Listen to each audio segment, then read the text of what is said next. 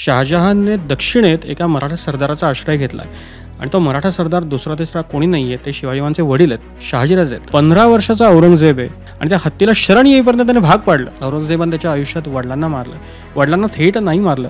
परिस्थिती अशी येते आणि ही मुघलांची परंपरा आहे. मुलगा एका वयात आल्यानंतर वडिलांना वाटतं की आता मुलगा आपल्याला कैदेत टाकणार किंवा मारणार आणि तो गादी घेणार. मी भलावण करत नाहीये, पण 15 वर्षाचा मुलगा काय करू शकतो. पण मग त्याच्या बाबतीत असाही एक दावा केला जातो, त्याने उज्जैनच्या महाकालेश्वराचा जीर्णोद्धार केला. ही शुद्ध थाप आहे. तुम्ही औरंगजेबाचा अपमान करताय. इन शॉर्ट, की औरंगजेबाने आयुष्यभर ज्या काही गोष्टी केल्या त्या गोष्टींच्या विरोधात जाऊन तुम्ही त्याची इमेज क्रिएट करताय.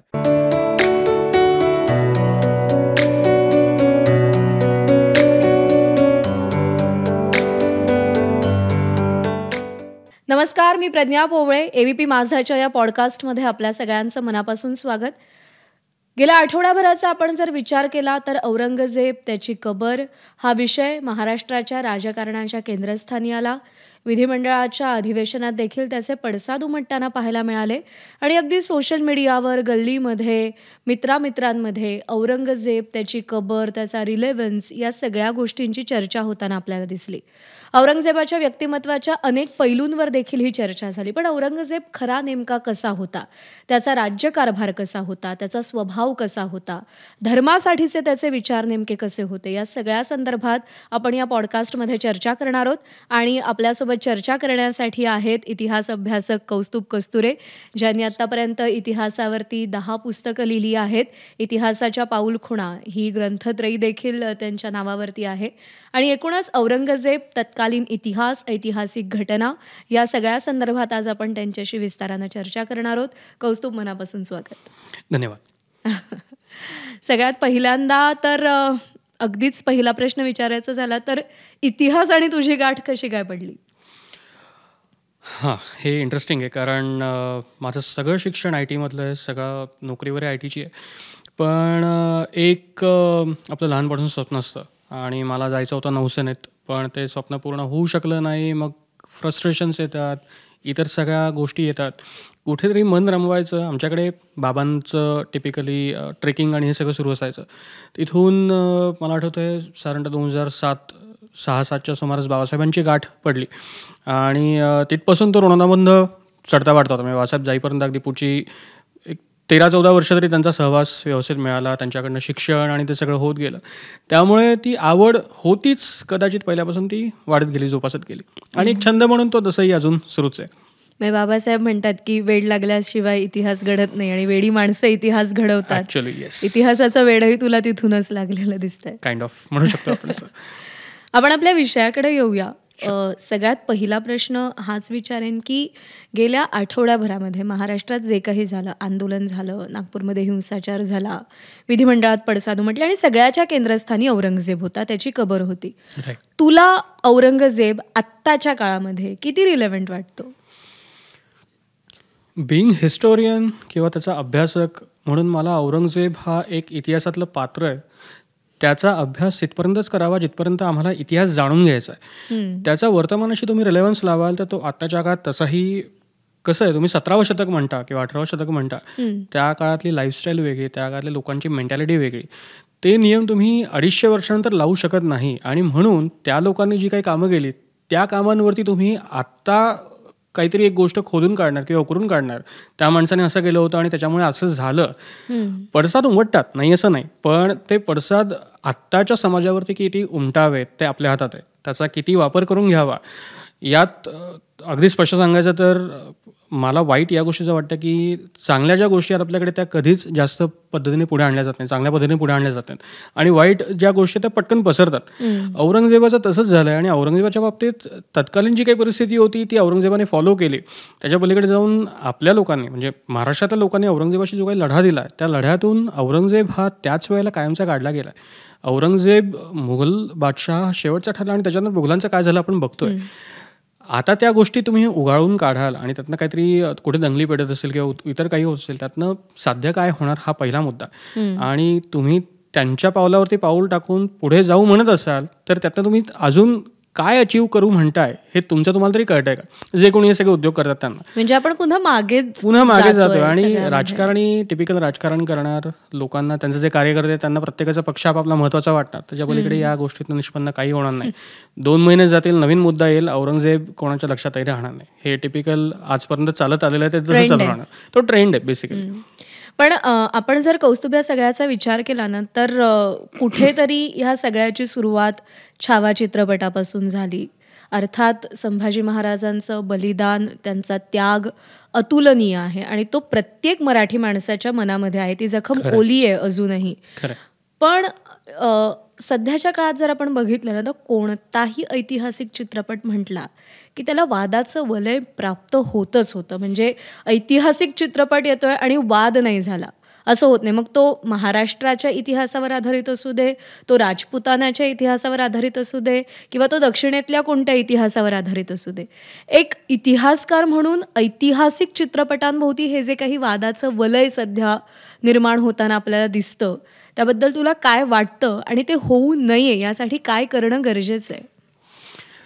ते होऊ नये याकरता आपण कितीही काही केलं तर ते होणार, हे ही काळ्या दगडावरची रेघ आहे. कारण आपली म्हणजे महाराष्ट्रातल्या लोकांची विशेषतः मी असं म्हणेन, किंवा ओव्हरऑल भारतातली मेंटॅलिटी अशी आहे की आम्हाला जिथे फायदा दिसतो किंवा जिथनं आपल्या फायद्याचं एखादी गोष्ट आहे ती गोष्ट उचलण्याचा आम्हाला पहिल्यापासून त्याची सवय. मुद्दा हा येतो की तुम्हाला ते बदलायचं आहे किंवा तुम्हाला एखादी गोष्ट करायची आहे. हॉलिवूडमध्ये असे अनेक सिनेमे आहेत. म्हणजे अगदीच उदाहरण सांगायचं, मी 300 सारखे सिनेमे होतात. माझ्या ऐकिवात आजपर्यंत नाही आहे की लिओनार्डसच्या कोणत्या वंशजाने असा काही आक्षेप घेतला की माझ्या पूर्वजाने हे केलंच नाही, की माझी माणसं तिकडे गेलीच नाही आहेत. तो सिनेमा किंवा ग्लॅडिएटर सारखे सिनेमे आहेत की ज्याच्यात ती सिनेमॅटिक लिबर्टी घेतली जाते, तो इतिहास तिकडे दाखवला जातो. मुद्दा हा आहे की त्या लोकांना त्याची जाण असते की सिनेमातली गोष्ट हे फिक्शन आहे, बेसिकली तो इतिहास नाही आहे. अजूनही लोकांना फिक्शन नॉन फिक्शन यातला फरक कळत नाही. अजूनही लोकांना कादंबरी, नाटक, कविता आणि आत्ताच्या काळातलं माध्यम म्हणजे चित्रपट, मालिका आणि इतर जे काही सोशल मीडियावरती टिपिकल चालतं ते, हे आणि इतिहास यातला फरक नाही कळणार. छावाच्याकडे मी येतो. म्हणजे छावामध्ये जे काही दाखवलं आहे त्यांनी स्पष्ट केलं की हा चित्रपट हा शिवाजी सावंतांच्या छावा या कादंबरीवरती आधारित आहे. सुरुवातीला डिस्क्लेमर दाखवतात, प्रत्येक जण दाखवतो, म्हणजे त्यात ते सेफगार्ड करण्याकरता असतं. त्यातल्या ज्या गोष्टी आहेत, जो शेवटचा काळ आहे तो तंतोतंत खरा आहे, त्यात वाद कुठेच नाही. पण मुद्दा हा आहे की तो तुम्ही उचलून बाकीच्या ज्या काही गोष्टी मध्यंतरीत जे इतर वाद झाले, वंशजंचे झाले किंवा इतर काही गोष्टी झाल्या, आपण जोपर्यंत तो इतिहास म्हणून वाचत नाही, जी संदर्भ साधनं आहेत किंवा जो इतिहासकारांनी लिहिलेला इतिहास आहे तो वाचत नाही, तोपर्यंत हे वाद असेच चालू राहणार. त्या वादांना आपण कोणीही रोखू शकत नाही. आणि वाईट आहे, सत्य आहे, पण ते आपल्याकडे जातीजातींमधली दरी ही मधल्या काही काळात मिटली होती आणि मागच्या 15 वर्षात, 20 वर्षात, 25 वर्षात म्हणेन, ती राजकारणाच्या दृष्टीने पुन्हा मिटू नये ह्याचेच प्रयत्न चालू आहेत. ती कधीही साधली जाणार नाही आहे असं एकंदरीत आता वाटतंय. एक गंमत सांगतो. म्हणजे माझा मित्र आता रोहित पवार, ज्याचं पुस्तक आता प्रकाशित झालं, त्याची आणि मेहंदाई सरांची आत्ताच मागच्या आठवड्यात भेट झाली. हाच मुद्दा निघाला की समाज कुठे जातोय, काय होत आहे. सरांचं त्याच्यावरती एकच स्टेटमेंट छान होतं की जी सत्य गोष्ट आहे ती सत्यच राहणार आहे, ती तुम्ही बदलू शकत नाही.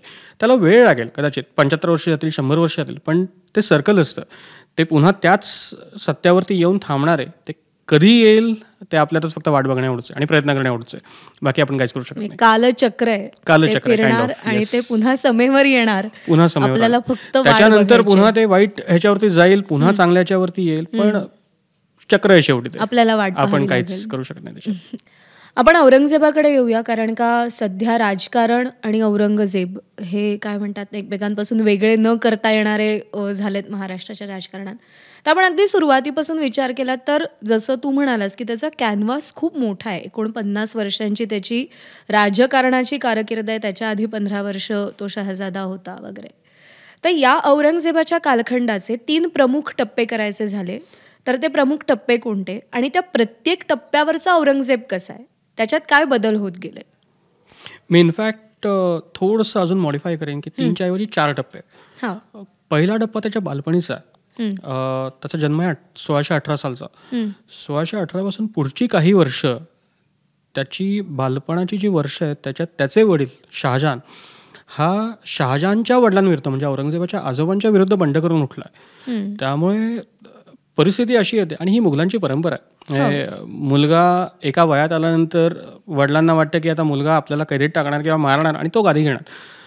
शहाजहानने बंड केलं. शहाजहान दक्षिणेत आला. लोकांना अजूनही हे बऱ्यापैकी माहीत नसतं की 1620 ते 30च्या दरम्यान शहाजहानने दक्षिणेत एका मराठा सरदाराचा आश्रय घेतलाय. मुघल आणि मराठ्यांचा पहिल्यांदा तिथे प्रत्यक्ष संबंध आलाय बादशहाशी किंवा त्याच्या राजपुत्राशी. आणि तो मराठा सरदार दुसरा तिसरा कोणी नाहीये, ते शिवाजीरावांचे वडील आहेत, शहाजीराजे आहेत. 3 वर्षापर्यंत जवळपास हा माणूस दक्षिणेत त्यांच्या छत्रछायाखाली सुरक्षित आहे. तो अर्थात नंतर दुसरीकडे भटकत राहिला. पण औरंगजेबापासून वाचण्यासाठी नाही, जहांगीरपासून वाचण्यासाठी, त्याच्या वडिलांपासून वाचण्यासाठी. यावेळेला शहाजहान हा शहजादा होता तो तेव्हा. आता जहांगीरला माहितीये की माझा मुलगा बंड करत फिरतोय. जहांगीरने काय केलं तर शहाजहानची मुलं म्हणजे आपली नातवंड त्यांना दिल्लीत कैद करून ठेवलं. त्यात औरंगजेब आहे आणि औरंगजेबाचा एक भाऊ आहे. ही लहान मुलं आहेत, त्यांना अजूनही कळत नाहीये की माझे वडील काय करतायत, आम्हाला काय इथे नजरकैदेत ठेवलंय किंवा कैदेत ठेवलंय. हा जो सगळा कालखंड आहे ना, त्या लहान मुलांच्या मनावरती काहीतरी परिणाम होतोय की बाबा आम्हाला मोकळीक नाहीये किंवा माझ्या वडिलांनी जे काही केलंय त्याची शिक्षा आम्हाला भोगायला लागतेय. हा पहिला टप्पा आहे तो. दुसरा टप्पा ज्या वेळेला औरंगजेब आणि त्याचे 3 भाऊ हे वयात आहेत, म्हणजे साधारणतः त्यांची वय 15च्या पुढे गेली आहेत, हा एक टप्पा आहे. एक गमतीशीर किस्सा आहे. म्हणजे ही जी सुरुवात मी सांगितली, पहिला टप्पा आहे की ज्याच्यात आजोबांनीच नातवांना कैद करून ठेवलंय किंवा नजरकैदेत ठेवलंय. त्या नातवांची मेंटॅलिटी इतकी स्ट्रॉंग होत गेली आहे की कोणताही प्रसंग आला तरी आम्ही त्याला धीराने सामोरं जाऊ शकतो. औरंगजेबाच्याच बाबतीतलं म्हणजे पुढच्या काळात ज्यावेळेला शहाजहान दिल्लीत आला आणि त्या सगळं झालं, शहाजहान आणि त्याची 2 मुलं किंवा 3 मुलं ही त्या वर बसली होती. हत्तींची झुंज चालू होती. 3 हत्ती होते बेसिकली. त्या 3 हत्तींनी एकमेकांमध्ये झुंजावं असं ते होतं. आणि टिपिकली तो एक सेटअप असायचा की त्या गॅलरीतनं बादशाह आणि त्याची माणसं बघत बसणार. त्या हत्तींना सांभाळण्याकरता बादशहाची 2 मुलं म्हणजे त्यात एक औरंगजेब आहे आणि औरंगजेबाचा एक भाऊ आहे, ते घोड्यावरती बसले. 3 हत्तींच्या झुंजींपैकी एक हत्ती जो बलवान आहे त्या हत्तीने 2 हत्तींना माघारी सारलं. ते 2 हत्ती मागे वळले आणि जो एक हत्ती होता तो उलटला आणि या 2 घोड्यावर बसलेल्या शहाजहानकडे धावत आला. त्याने तो नेमका औरंगजेबाच्या घोड्याकडे धावत आला. त्याने सुरुवातीला त्या घोड्याला घाबरवण्याचा प्रयत्न केला. घोडं उधळलं. औरंगजेब पडणार होता, तो पडला नाही. दुसऱ्यांदा हत्तीने धडक मारून त्याचे जे सुळे असतात ते त्या घोड्याला त्याच्या पायाखाली घालून त्या घोड्याला उडवून लागलं. त्यातनं औरंगजेब खाली पडला. ही सगळी परिस्थिती जस्ट एक रेलेव्हन्स म्हणून तुम्हाला सांगतो. जोधा अकबरमध्ये हा सीन दाखवला की ती हत्तींची झुंज कशी असते. तिथे एकच हत्ती आहे, इथे 3 हत्ती तुमच्यासमोर झुंजतात. 15 वर्षाचा औरंगजेब आहे. त्या औरंगजेबानी कुठेही आपला तोल ढळला किंवा घाबरला हे दाखवलं नाही. त्याच्या हातात तलवार होती. तो हत्ती समोर आल्यानंतर तो तितक्याच वेगानं तो बाजूला व्हायचा, त्याच्या सोंडेवरती वार वगैरे करायचा आणि त्या हत्तीला शरण येईपर्यंत त्याने भाग पाडलं. इथपर्यंत तो औरंगजेब त्या संपूर्ण ह्याच्यात उभा आहे आणि 15 वर्षाचा मुलगा, बाकी काही नाही. ही औरंगजेब मी भलावण करत नाहीये, पण 15 वर्षाचा मुलगा काय करू शकतो आणि त्याची ही मेंटॅलिटी कशी बनते त्या संपूर्ण दिल्लीच्या किंवा आग्राच्या वातावरणात, इथून त्याची राजकारण म्हणून सुरुवात होते. या सगळ्या प्रकरणामुळे शहाजहानने त्याला बहादूर असा किताब दिलाय. या सगळ्या स्टोरीज जदुनाथांनी दिल्यात. म्हणजे जदुनाथांचे औरंगजेबावरती 5 खंड आहेत. 5 खंडात त्यांनी संपूर्ण इतिहास मांडलाय. आता पुढचा जो कार्यकाळ आहे औरंगजेबाचा, पहिला त्याचा कार्यकाळ होता साधारणतः 36 ते 44, म्हणजे 1636 ते 1644 हा पहिला काळ. त्याचा दख्खनचे सुभेदार म्हणून तो नियुक्त झाला. या 8 वर्षात त्याने दख्खनेमध्ये बरीचशी कामं केली आहेत. तो दख्खनचा म्हणजे एक बुऱ्हाणपूर आणि त्याने नंतर खडकी, जे आताचा औरंगाबाद किंवा आताचं छत्रपती संभाजीनगर, त्या खडकीच्या जवळ त्याने एक स्वतंत्र शहर वसवलं आणि त्याने स्वतःचं नाव दिलं औरंगाबाद म्हणून. तिथून तो सगळा कारभार बघायचा. ही 8 वर्ष झाली. 8 वर्षांनंतर त्याची बदली पुन्हा गुजरात, मुलतान, त्याच्यानंतर तो काही काळ अफगाणिस्तानच्या बॉर्डरवरती होता. तिथून 1653 मध्ये तो परत दक्षिणेचा सुभेदार म्हणून आला निवडून. त्याच्या पुढची 5 वर्ष म्हणजे 1658 पर्यंतचा एक कार्यकाळ, ही पहिली 8 वर्ष आणि नंतरची 5 वर्ष, ही 13 वर्ष त्याने दक्षिणेत काढली. हा त्याच्या आयुष्याचा दुसरा टप्पा आहे. त्या दुसऱ्या टप्प्यात त्याने शहाजादा म्हणून, माझे वडील दिल्लीत राज्य करतात. आता सायमल्टेनियसली गोष्टी बदलल्यात. म्हणजे तो लहान असताना, फर्स्ट फेजमध्ये असताना त्याचे जे भाऊ त्याच्याबरोबर होते, त्याच्याबरोबर खेळत होते, आता या 2 टप्प्यांमध्ये त्यांची नाती टोटली बदलली आहेत. आता एकमेकांचे भाऊ म्हणून नाही, ते एकमेकांचे शत्रू म्हणून एकमेकांकडे बघतात. शहाजहानला एकूण 14 अपत्ये झालेत. हम्म. त्यातली त्याची 4 मुलं आहेत. त्या 4 मुलांपैकी सगळ्यात जो मोठा आहे त्याचं नाव आहे दाराशुको. हम्म. दुसऱ्याचं नाव आहे शाह शुजा. शुजा आहे त्याचं नाव आहे बेसिकली. हम्म. तिसरा आहे तो औरंगजेब आणि चौथा आहे त्याचं नाव आहे मुराद बक्ष. हम्म. चौघांपैकी दारा हा शहाजहानचा सगळ्यात लाडका आहे, तो मोठा आहे आणि तो गादीचा वारस म्हणून शहाजहानने त्याला त्याच्या बरोबर ठेवून घेतलं. शुजाला त्याने बंगालचा सुभा दिला, मुरादला त्याने गुजरातचा सुभा दिला आणि औरंगजेबाला या सगळ्यापासून लांब ठेवायचं ही दाराची इच्छा किंवा दाराने सुचवलं म्हणून त्याला दक्षिणेत पाठवलं. ही जी मगाशी मी 8 वर्ष म्हटलं की 36 ते 44 आणि 53 ते 58, या सगळ्यामध्ये औरंगजेबाला एक गोष्ट कळून चुकली की दारा माझ्या वडिलांसोबत तिकडे आहे आणि उद्या काहीही होऊ शकतं, दारा कधीही त्यांचा खून पाडू शकतो आणि तो गादी घेऊ शकतो. त्यावेळेला प्रवास तेवढे सुखकर नाही आहेत. म्हणजे दक्षिणेतून उत्तरेत जायला कमीत कमी 1 ते 1.5 महिन्याचा अवधी अतिशय वेगाने गेला तर, नाही तर 2-2 महिने 3-3 महिने तुमचं जायचं आहे. आणि मुघल लोकांकरता ते आरामाचं होतं कारण ते हत्तीवरनं बसून जाणार किंवा पालखीतनं जाणार. त्यामुळे त्या अवधीत काही होऊ नये म्हणून औरंगजेबाने ऑलरेडी ती जमवाजमव सगळी सुरू केली. 58 साली त्याच्या आयुष्याचा 3रा टप्पा सुरू होतो. हा टप्पा असा आहे की त्याला आता बादशाही घ्यायची आहे. ती बादशाहाची गादी जी सुवर्ण सिंहासन जे आहे ते त्याला हवंय. त्याच्या मार्गात प्रमुख अडथळे असलेले 4 लोक आहेत. पहिला स्वतः बादशाह शहाजहान, तो अजूनही जिवंत आहे. दुसरा दाराशुको, तिसरा मुराद बक्ष किंवा तिसरा शुजा आपण म्हणू, आणि चौथा मुराद बक्ष. या 4 लोकांना बाजूला करून ते सिंहासन कसं घेता येईल याची सुरुवात औरंगजेबाने कैक वर्ष आधीपासून चालू केली. गमतीशीर प्रसंग आहेत. म्हणजे शत्रूचा शत्रू तो आपला मित्र असं आपल्याकडे टिपिकली म्हटलं जातं. दक्षिणेच्या ज्या बहमनी शाह्या होत्या त्यात विजापूरची आदिलशाही होती आणि अहमदनगरची निजामशाही ही शहाजहान आणि आदिलशाह दोघांनी एकत्र होऊन 1633 साली बुडवली होती. दक्षिणेत 2 शाह्या उरल्यात, एक गोवळकोंडाची कुतुबशाही आहे आणि विजापूरची आदिलशाही. ऍक्च्युली या लोकांना म्हणजे या 2 शाह्यांना ज्यांना आपण शाह्या म्हणतो, मुघल त्यांना कधीच शहा म्हणायचं नाही. म्हणजे औरंगजेबाचे नंतरचे अखबार किंवा अनेक पत्र आहेत आपल्याकडे ज्याच्यात तो त्यांचा उल्लेख कुतुब खान आणि आदिल खान एवढा करतो स्पष्ट. ते खान आहेत, ते साधे जमीनदार, त्यांना कोणताही शाहीचा अधिकार नाही आहे. तर कुतुबशहाचा त्यावेळेचा वजीर त्याला औरंगजेबाने फोडलं, त्याला आपल्या बाजूला घेतलं. तो नंतर दिल्लीला गेला. त्याच्याकरवी औरंगजेबाने सगळी राजकारणं केली. 1657च्या शेवट आणि 1658च्या सुरुवातीला एक गोष्ट अशी झाली की बादशाहची म्हणजे अकबरापासून ही सुरुवात होती की बादशाह दर दिवशी सकाळी येऊन त्या गवाक्षात थांबायचा आणि लोकांना दर्शन द्यायचं. ती दर्शन देण्याची पद्धत अकबराने सुरू केली होती. अनेक दिवस झाले शहाजहान त्या गवाक्षात येत नाही आणि तो दिसत नाही म्हटल्यावरती ती कुजबूज चालू झाली की काहीतरी बादशाह आजारी आहे, काहीतरी झालंय. ही गोष्ट औरंगजेबाला दक्षिणेत कळली. त्याच्या डोक्यात पहिलं विचारचक्र ते सुरू झालं की जर माझे वडील खरंच आजारी असतील तरीही मला जायला पाहिजे आणि ते गेले असतील तर मला त्वरेने जायला पाहिजे कारण दाराने ऑलरेडी ते सिंहासन घेतलेलं असेल. तिथून त्याने काय केलं, मग आता इथून त्याचा 3रा टप्पा असा सुरू होतो की माझे जे 3 भाऊ आहेत त्या 3 भावांपैकी एक तर माझा उघडघोड शत्रू आहे. 2 जण माझे शत्रू आहेत पण त्यांना मला आत्ता शत्रू बनवायचं नाहीये. त्या दोघांना मला आपल्या सोबत घ्यायचं आहे. 3 भाऊ आम्ही एकत्र होऊ, दिल्लीवरती चाल करून जाऊ आणि त्याच्यानंतर आमचं आम्ही बघून घेऊ, हे त्या 3 भावांनी ठरवलं. औरंगजेबाच्या डोक्यात काहीतरी वेगळंच आहे. शुजा वेळेला बंगालात बसलाय. यावेळेला मुराद बक्ष हा अहमदाबादचा सुभेदार आहे, गुजरातचा सुभेदार आहे बेसिकली. शुजा तिथून येताना औरंगजेब दक्षिणेतून निघाला. नर्मदेच्या काठावरती मुराद त्याला येऊन मिळाला. मुराद आणि औरंगजेब एकत्रित त्यांची सैन्य ही आग्र्याकडे जायला लागली आणि शुजा तिकडून येत होता बंगाल आणि त्या प्रांतातून. दाराला हे कळलं आणि औरंगजेबाने पहिला निरोप पाठवलाय तो असा पाठवलाय, शहाजहानला पाठवलाय की अशा अशा बातम्या माझ्याकडे आल्यात, तुमच्या तब्येतीची विचारपूस करण्याकरता मी येतोय. हा पहिला त्याचा मुद्दा. तर शहाजहान पण हुशार, म्हणजे त्याला माहिती आहे की आपली मुलं आपलं काय करणार आहेत. त्यातला माझा आवडता मुलगा माझ्या जवळ आहे, बाकीची 3 मुलं कशी आहेत मला माहिती आहे.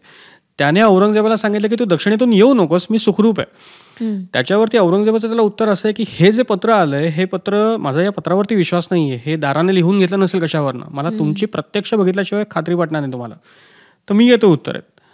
शेवटी एक काळ असा आला की दारा आणि शहाजहान दोघांनाही कळून चुकलं की ते औरंगजेब थांबणार नाही. औरंगजेब आणि मुराद 2 जण एकत्र येतात.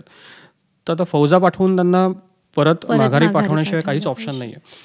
दाराशुको त्याची फौज घेऊन निघाला. दाराचा मुलगा सुलेमान शुको त्याला त्याने शुजाच्या आघाडीवरती धाडलं आणि दारा स्वतः निघाला तिकडून. आग्र्याच्या साधारणतः दक्षिणेला काही अंतरावरती ही सगळी लढाई वगैरे झाली. म्हणजे दारा औरंगजेब एका बाजूला आणि मुराद आणि औरंगजेब एका बाजूला आणि दारा एका बाजूला. या लढाईत दारा पराभव पावतो आणि दारा तिथून पळून जातो.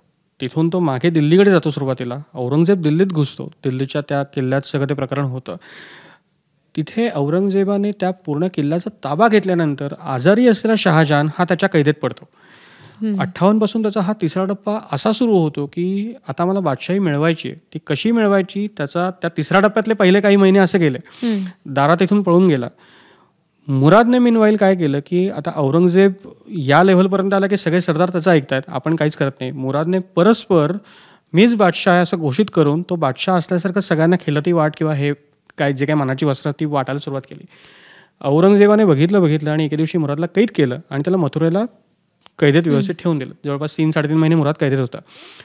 जो सुलेमान शिकोह तिकडे गेला होता, दाराचा मुलगा, तो आणि शुजा एकत्र येऊन दाराच्या मदतीला किंवा औरंगजेबाच्या मदतीला येत होते. त्यांचा पराभव तिकडे झाला. म्हणजे मध्य प्रदेशात छत्रपूरच्या जवळ ते सगळं युद्ध झालं आणि तो सगळा पराभव झाला. दारा तिथून निघाला. दाराचं पळणं हे खूप विचित्र आहे. म्हणजे तो कधी पंजाबात जातोय, कधी मुलतानमध्ये जातोय, कधी गुजरातमध्ये येतोय, कधी राजस्थानात येतोय. शेवटी तो पकडला गेला. औरंगजेबाने मीनवाईल म्हणजे 21 जुलैची तारीख होती 1658 साली, त्याने तो सगळा राज्यकारभार हातात घेतला. अनधिकृतपणे त्याने राज्य ताब्यात घेतलं आणि त्याने घोषित केलं की आजपासून बादशाह मी आहे. पण त्याने राज्यारोहण केलं नाही. जो आपल्याकडे राज्याभिषेकाचा विधी असतो तो त्याने केला नाही. त्याला तोपर्यंत खात्री नव्हती जोपर्यंत माझे हे बाकीचे 2 भाऊ आहेत तो मरत नाही तोपर्यंत मी राज्यारोहण करणं व्यवस्थित नाही आहे. दारा पकडला गेला. मी त्याची गोष्ट थोडक्यात सांगतो. दारा पकडला गेला. खिजराबादेत औरंगजेब होता. त्या खिजरबागेत म्हणजे त्याच्या राजवाड्याची जी बाग होती त्या बागेत औरंगजेब थांबला. त्याचं वर्णन मनुष्यने व्यवस्थित केलं की कशा पद्धतीने ते सगळं झालं आणि काय झालं. दारा पकडला गेला. दाराला हत्तीवरती एका लादून नंतर त्याला उंटावरती लावून ती सगळी मिरवणूक जसं संभाजी महाराजांचे हाल केले ते सेम त्याने दाराचं केलं. त्याला दिल्लीच्या रोखाने आणण्यात आलं. त्याला आणलं समोर. मनुष्यने काही उल्लेख असे केलेत की औरंगजेबाने विचारलं की तुझ्याबद्दल मी काय करू किंवा तुझ्यासोबत मी काय करू. तर दाराने या भाषेत उत्तर दिलं की मी बादशाह असतो आणि तू माझ्या विरुद्ध चालून आला असतास तर मी तुझ्या धडाचे तुकडे केले असते आणि ते मी 4 दिशांना फेकून दिले असते. औरंगजेब अजून वैतागला, चिडला आणि त्याने नेमकं त्याच्या बाबतीत तेच केलं. त्याने दाराचं मुंडकं छाटलं. त्याने धड बाहेर फेकून दिलं आणि ते मुंडकं छाटलं म्हणताना ते एका सरदाराने छाटलं.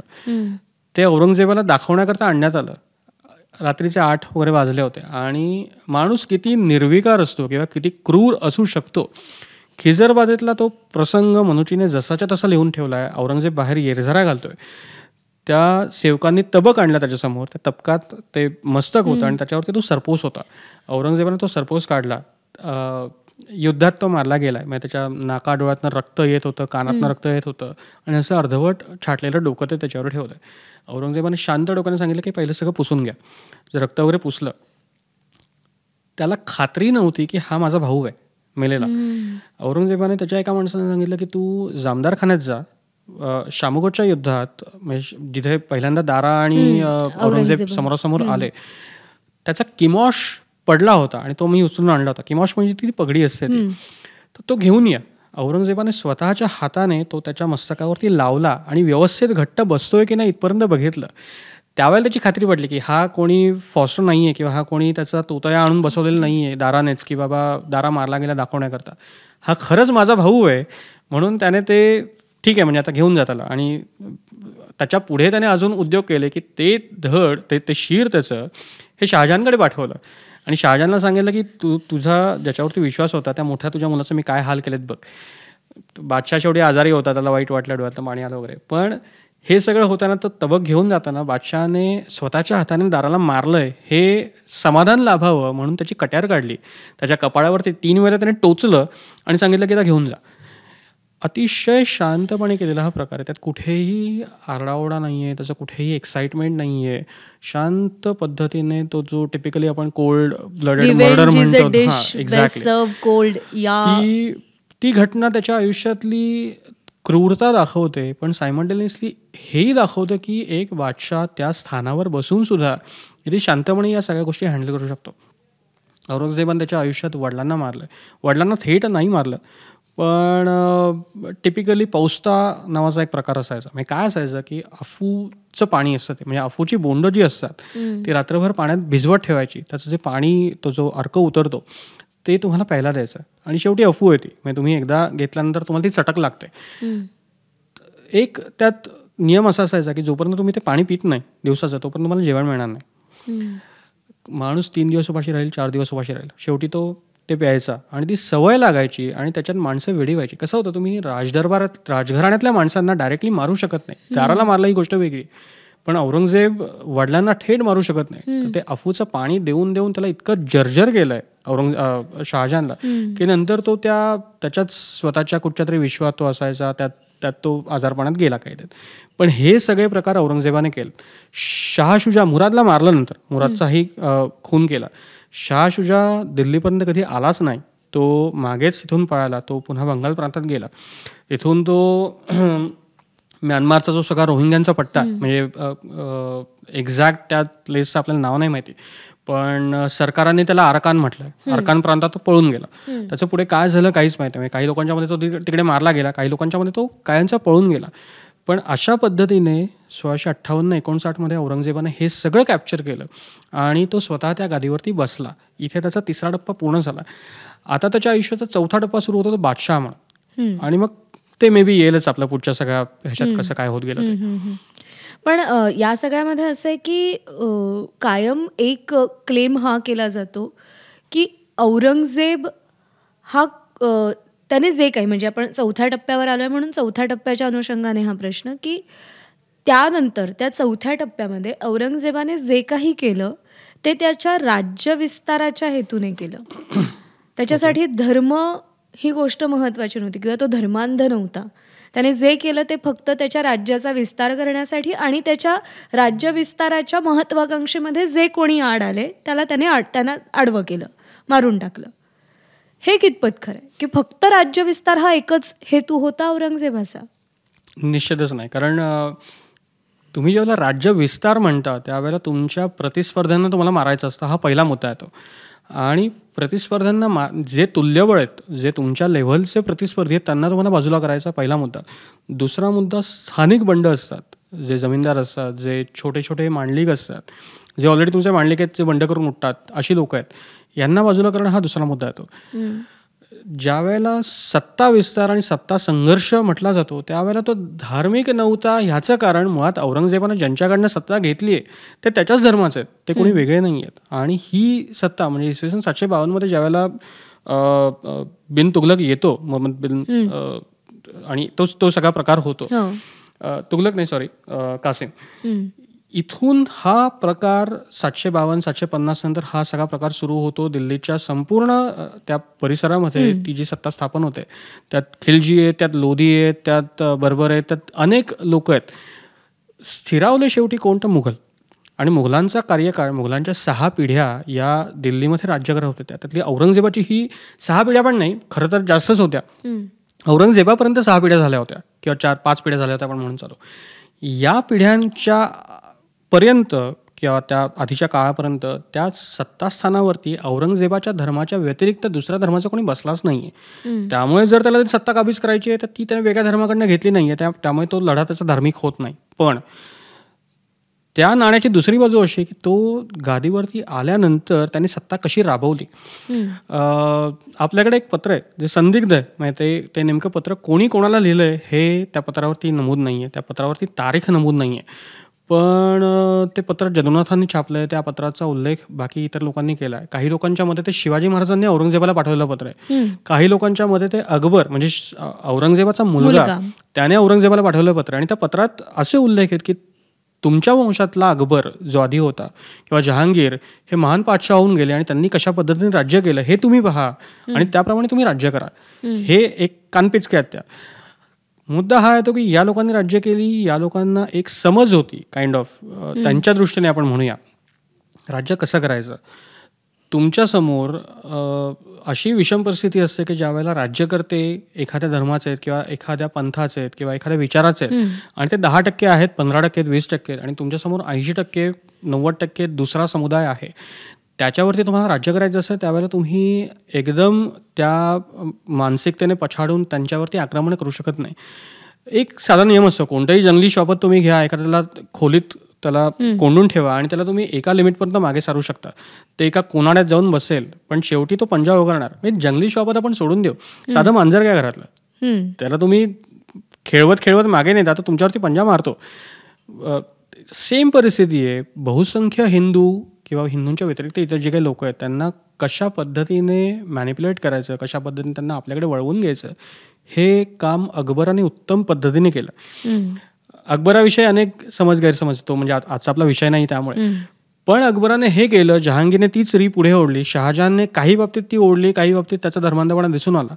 औरंगजेबाला हे करता आलं असतं, पण औरंगजेबाच्या मनात त्याचा धर्म इतक्या पद्धतीने तो बळावला होता किंवा त्याचे विचार त्याच्या मनात त्याला इतके पोखरत होते की माझ्या पूर्वजांनी केलंय ते किती चुकीचं होतं आणि इव्हन माझ्या मोठ्या भावाने जे केलंय की ते किती चुकीचं होतं आणि मला ते सगळं बदलून लावायचं आणि मला माझ्या धर्माप्रमाणे राज्य करायचंय.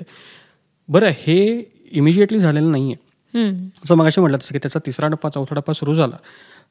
59 साली जून 59 त्याचा राज्याभिषेक झाला. म्हणजे विधिवत सुवर्ण सिंहासनावरती तो बसला. त्याचा त्याने जुलूस सुरू केला, त्याची नाणी पाडली. आता इथपासून पुढची 4 वर्ष 5 वर्ष औरंगजेबाने कुठच्याही प्रकारे इतर धर्मियांवरती कोणतेही जुलूम केले नाही आहेत. कारण त्याचं आसन स्थिर करणं किंवा आजूबाजूची जी लोक आहेत त्यांना तो ऑब्झर्व करतो की कोण आपल्या बाजूचं आहे, कोण परकीय आहे, आपल्या जवळ असलेले लोक आपल्याला कधी दगा देऊ शकतील, हे सगळं ऑब्झर्व करेपर्यंत 3-4 वर्ष गेली आहेत. गंमत म्हणजे आता हा विषय निघालाय म्हणून सांगतो.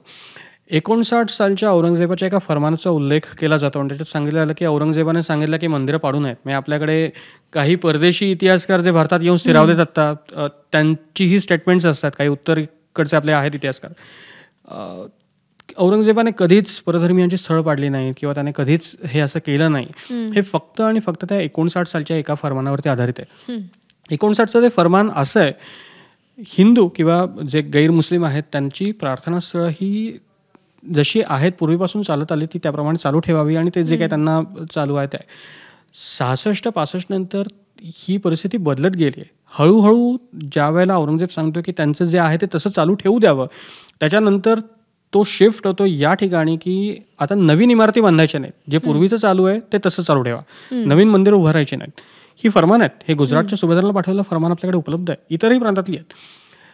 69 नंतर त्याची धार्मिक बाजू एवढी कट्टर होत जाते, त्याला अनेक कंगोर आहेत. म्हणजे हे अचानक झालेलं नाही आहे. त्याचे शत्रू ज्या वेळेला औरंगजेब स्वतःच्या वडिलांना कैदेत टाकतो, स्वतःच्या भावांना तो 2 भावांना मारतो, एक भाऊ पळून जातो, त्याच्या स्वतःच्या मुलाला तो कैदेत टाकतो. म्हणजे मोहम्मद सुलतान नावा त्याचा मोठा मुलगा आहे. त्याचं लग्न त्याच्या चुलत बहिणीशी झालं, म्हणजे शुजाच्या मुलीशी झालं. त्यामुळे मोहम्मद सुलतान हा एका बाजूला औरंगजेबाचा मुलगा आहे आणि दुसऱ्या बाजूला तो शुजाचा जावई आहे, तो शुजाचा पुतण्या सुद्धा.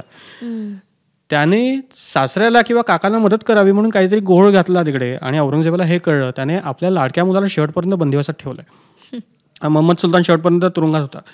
हे सगळं करताना मला एक कोणतरी दक्षिणेतला माणूस येतो, तो त्याच्या दृष्टीने औरंगजेबाच्या दृष्टीने तो एक मामूली जमीनदार आहे, तो स्वतंत्र राज्य निर्माण करतो. ते राज्य आपल्या दृष्टीने खूप छोटं असेल, मान्य आहे मला, पण ते राज्य निर्माण करतो. तिथून तो दरबारात येतो, तर दरबारात सगळं करून सुद्धा मी माझ्या बापाला मारलं, मी माझ्या भावांना मारलं, मी माझ्या मुलाला सोडलं नाही आणि एवढं सगळं करून सुद्धा माझ्या दरबारात माझा अपमान करून तो माणूस निघून जातो. ही जी काही त्याचं जे एक विचारचक्र सुरू आहे, हे 66 नंतर पुढच्या काळात इतकं ते बळावलाय, त्याचा जो रोग होता तो बळावलाय, मानसिक रोग. 69 साली एप्रिलमध्ये त्याने हुकूम सोडला. 9 एप्रिलला पहिला त्याचा हुकूम असा आहे, रामनवमी आहे त्या दिवशी. रामनवमीच्या दिवशी त्याचं पहिलं फरमान हे निघालंय की काशीचा विश्वेश्वर जो आहे तो जमीनदोस्त करा. त्याच वर्षी त्याचा पुढचा इमिजिएट म्हणजे काशीतला विश्वेश्वर फोडला. बिंदू माधव वाचला योगायोगाने. काशीत गोकुळनाथाचं मंदिर होतं ते फुटलं. काशीतली इतर लहान मोठी असंख्य मंदिरं फुटली आहेत.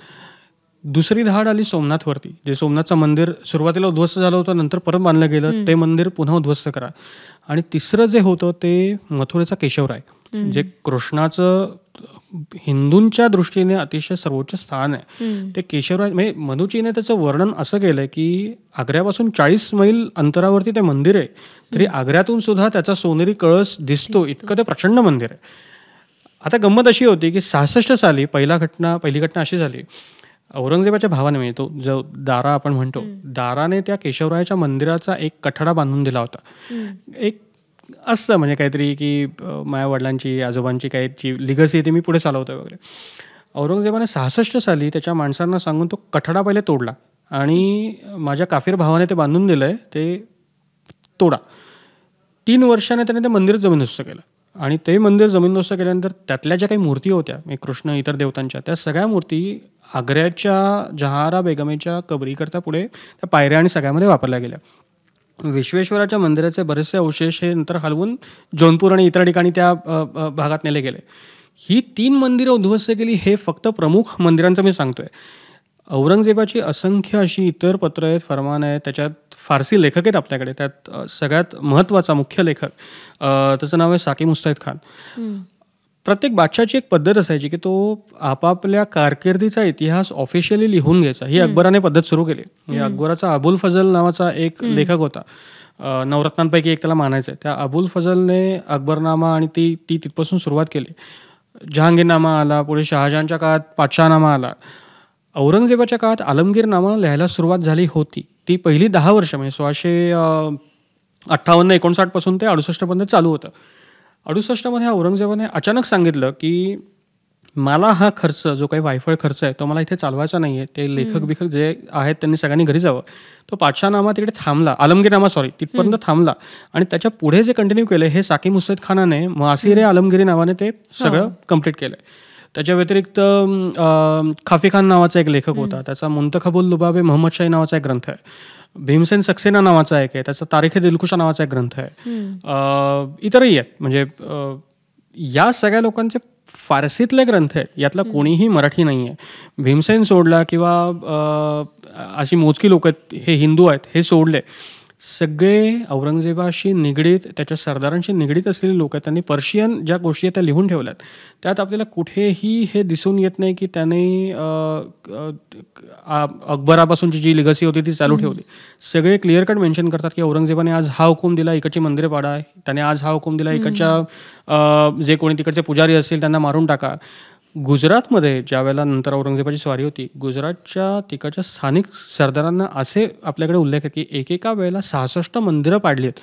त्याच्या काही दिवस आधी 3 मंदिरं तोडण्याचा औरंगजेबाचा एक हे आहे. औरंगजेबाच्या दरबारचे अखबार उपलब्ध आहेत. म्हणजे त्यातला एक खंड जो आहे पहिला संभाजीरावांच्या कारकिर्दीचा, हा गहखरेंनी पब्लिश केला. सेतू माधवरावांनी त्याच्या सुरुवातीच्या कारकिर्दीचे अनेक अखबार पब्लिश केले. अखबार म्हणजे काय असतं की टिपिकली औरंगजेब ज्या आज्ञा देतो ती आज्ञा काय दिली त्याचा एक बॅकअप जो आपण म्हणतो तो त्या दरबारच्या रोजनिशीमध्ये किंवा त्या नोंदवहीमध्ये नोंद करून दिला जायचा. तो अखबार असायचा. प्रत्येक अखबार छोटे छोटे 5-6 ओळींचे ते अखबार असायचे. ॲक्च्युअल मोठा असतो तो, तुम्ही मजकूर म्हणाल तो 5-6 ओळींचा आहे तो. हे सगळे अखबार आहेत, फारसी लेखकांनी लिहिलेल्या गोष्टी आहेत, तवारीख आहेत. या सगळ्यातनं एक गोष्ट उघड दिसून येते की 66 नंतर औरंगजेबाने मंदिरं पाडण्याचे निःसंशय आदेश दिलेत. त्यात 3 हिंदूंची प्रमुख मंदिरं ती पाडली गेलीत. आता पुन्हा मी पहिल्या मूळ प्रश्नाकडे येतो की जर त्याचा लढा हा धर्मांध सत्तेविरुद्ध होता का किंवा धार्मिक होता का, त्याला राज्यकारभार घ्यायचा आहे हा त्याचा लढा हा धर्माच्या विरुद्ध नाही आहे. पण राज्यकारभार घेतल्यानंतर त्याला काय करायचं आहे आयुष्यात, त्याला त्याच्या कायद्यानुसार चालायचं आहे, त्याला त्याच्या धर्मानुसार चालायचं आहे आणि उर्वरित जो काही त्याच्या धर्माच्या विरुद्ध किंवा त्याच्या धर्माच्या व्यतिरिक्त असलेला जो समाज आहे त्यांना त्याच्या धर्मात त्याला सामावून घ्यायचं आहे. मग ते बळाने असेल, धाकदपटशाने असेल, गोडी गुलाबीने असेल, पैसा देऊन असेल, काही असेल. पण हे झालंय, त्याला आपण नाकारू शकत नाही. आणि याला सगळ्याला आपण स्वतः सोडून देऊ, म्हणजे महाराष्ट्रातल्या इतिहासकारांना आपण सोडून देऊ. स्वतः औरंगजेबाच्या दरबारातली लोक हे सगळं लिहित आहेत आणि औरंगजेबाच्या आज्ञेने नंतर जो ग्रंथ निर्माण झालाय मासिर, त्याच्यामध्ये हे सगळं स्पष्ट नमूद केलंय. त्यामुळे आपण नाही नाकारू शकत त्याला. या सगळं ऐकताना एक प्रश्न असा पडतो की 3 महत्वाची हिंदूंची देवस्थानं त्यानं नष्ट केली, भ्रष्ट केली. पण मग त्याच्या बाबतीत असाही एक दावा केला जातो त्याने उज्जैनच्या महाकालेश्वराचा जीर्णोद्धार केला. हे का? हा औरंगजेब कोणता? खरं सांगू का, उज्जैनच्या महाकालेश्वराचा जीर्णोद्धार केला ही शुद्ध थाप आहे. असं कुठेही झालेलं नाहीये. आणि ज्यांच्याकडे हे पुरावे आहेत त्यांनी ते आणून दाखवावेत. इव्हन मध्यंतरी महेंद्र सरांनी पण ओपन चॅलेंज दिलं की असा कोणताही पुरावाच नाही किंवा फरमान नाहीये, हे नंतरच्या काळात निर्माण गेलेल्या कथा आहेत की औरंगजेबाने हे मंदिर त्याचं बांधलं वगैरे. तुम्ही औरंगजेबाचा अपमान करताय. इन शॉर्ट, की औरंगजेबाने आयुष्यभर ज्या काही गोष्टी केल्या त्या गोष्टींच्या विरोधात जाऊन तुम्ही त्याची इमेज क्रिएट करताय. स्ट्रेंज आहे म्हणजे. पण असा कोणताही पुरावा नाहीये. असेल तर त्यांनी तो समोर आणावा, त्याचं पृथक्करण करू, आपण त्याचं अनालिसिस करू. तो पुरावा खरा असेल समजा, तर आपल्याला हे म्हणायला काहीच हरकत नाहीये. औरंगजेबाची दुसरी बाजू समोर येईल. औरंगजेब चांगला होता. आणि कसं आहे, औरंगजेबाची धार्मिक बाजू ही एक बाजू झाली. औरंगजेबाच्या चांगल्या बाजू ही आहेत, नाहीयेत असं नाहीये. पण ती धार्मिक बाजू त्याची इतकी बळावली आहे की त्याची क्रूरता त्या धर्माच्या अधिष्ठापनेखाली किंवा धर्माच्या त्याच्या त्या इम्पॅक्ट खाली इतकी दाबली गेलीत बाकीची कामं, की तो एक वाईट हे म्हणूनच त्या काळीही लोकांच्या समोर गेला. त्याने जी नंतर कृत्य केली ती इतकी अमानुष आहेत. शत्रूला कशा पद्धतीने वागवायचं याचा कॉमन सेन्स औरंगजेबाकडे नव्हता. हे मला मान्य आहे की आज मी 4 भिंतीत राहून बोलतोय, मी त्याचं अनालिसिस करतोय. पण औरंगजेबाच्याच पूर्वजांनी ज्या गोष्टी केल्यात, म्हणजे या सगळं ऐकताना हे आत्ता जे तू म्हणालास की त्याने कधीच शत्रूला कसं वागवायचं हा सेन्स त्याच्याकडे नव्हता. म्हणजे एकूण त्याने जो राज्यकारभार केला तो राजशिष्टाचाराप्रमाणे नाही केला, तर धर्मानुसार केला. Kind of. आता अगेन म्हणजे मी आत्ताचं जे माझं स्टेटमेंट आहे त्यातही 2 बाजू आहेत.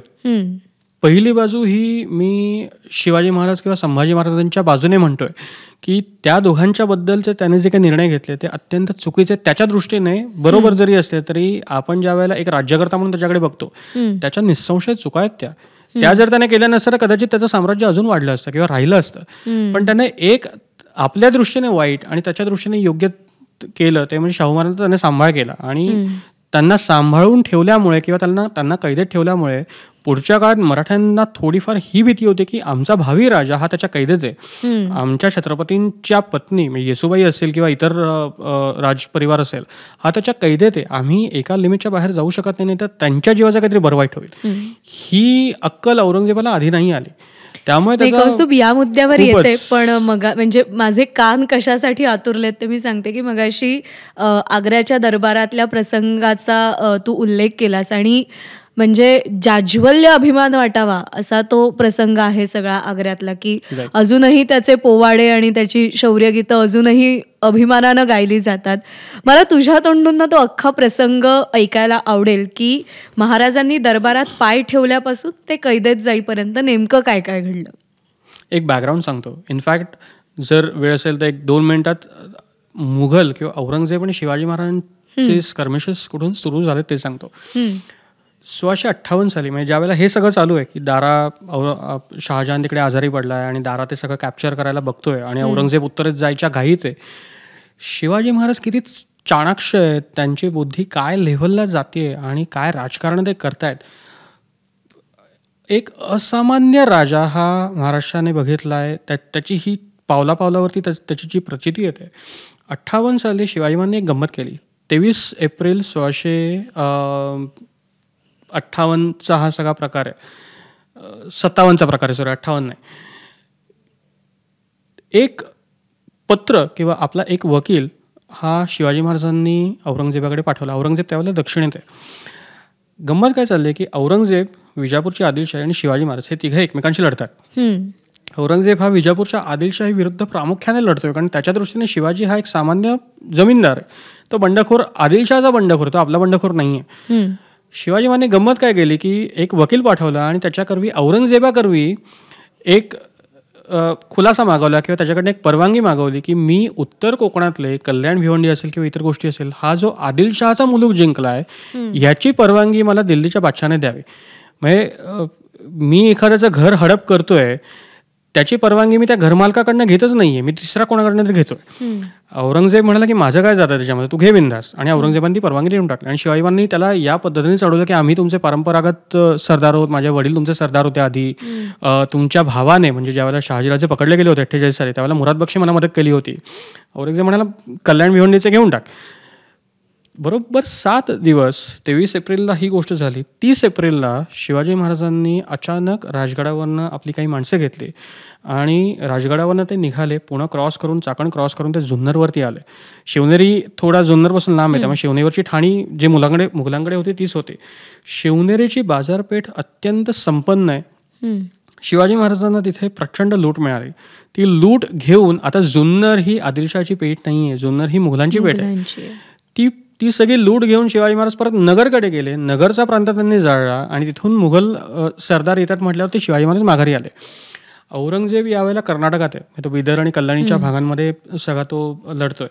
औरंगजेबाला ही गोष्ट कळल्यानंतर औरंगजेबाचा तिळपापड झाला की ह्याने मला मूर्खात काढलंय. 7 दिवसापूर्वी हा माणूस मला म्हणतोय की मी तुमचा एकनिष्ठ सेवक आहे आणि सगळ्या गोष्टी आहेत, आणि 7 दिवसात ते जाऊन करतोय. आता हे शिवाजीबाईंनी काय केलं, शिवाजीबाईंना माहिती आहे की औरंगजेब कायम इथे राहणार नाहीये, त्याला उत्तर जायची घाई आहे. आणि एवढं सगळं होऊन शिवाजी महाराजांनी परत म्हणजे एकदा जो वकील पाठवला त्याचं नाव आहे रघुनाथ बल्लाळ कोरडे, ज्यानंतर आग्राच्या प्रकरणात सुद्धा होतं आणि पकडले गेले.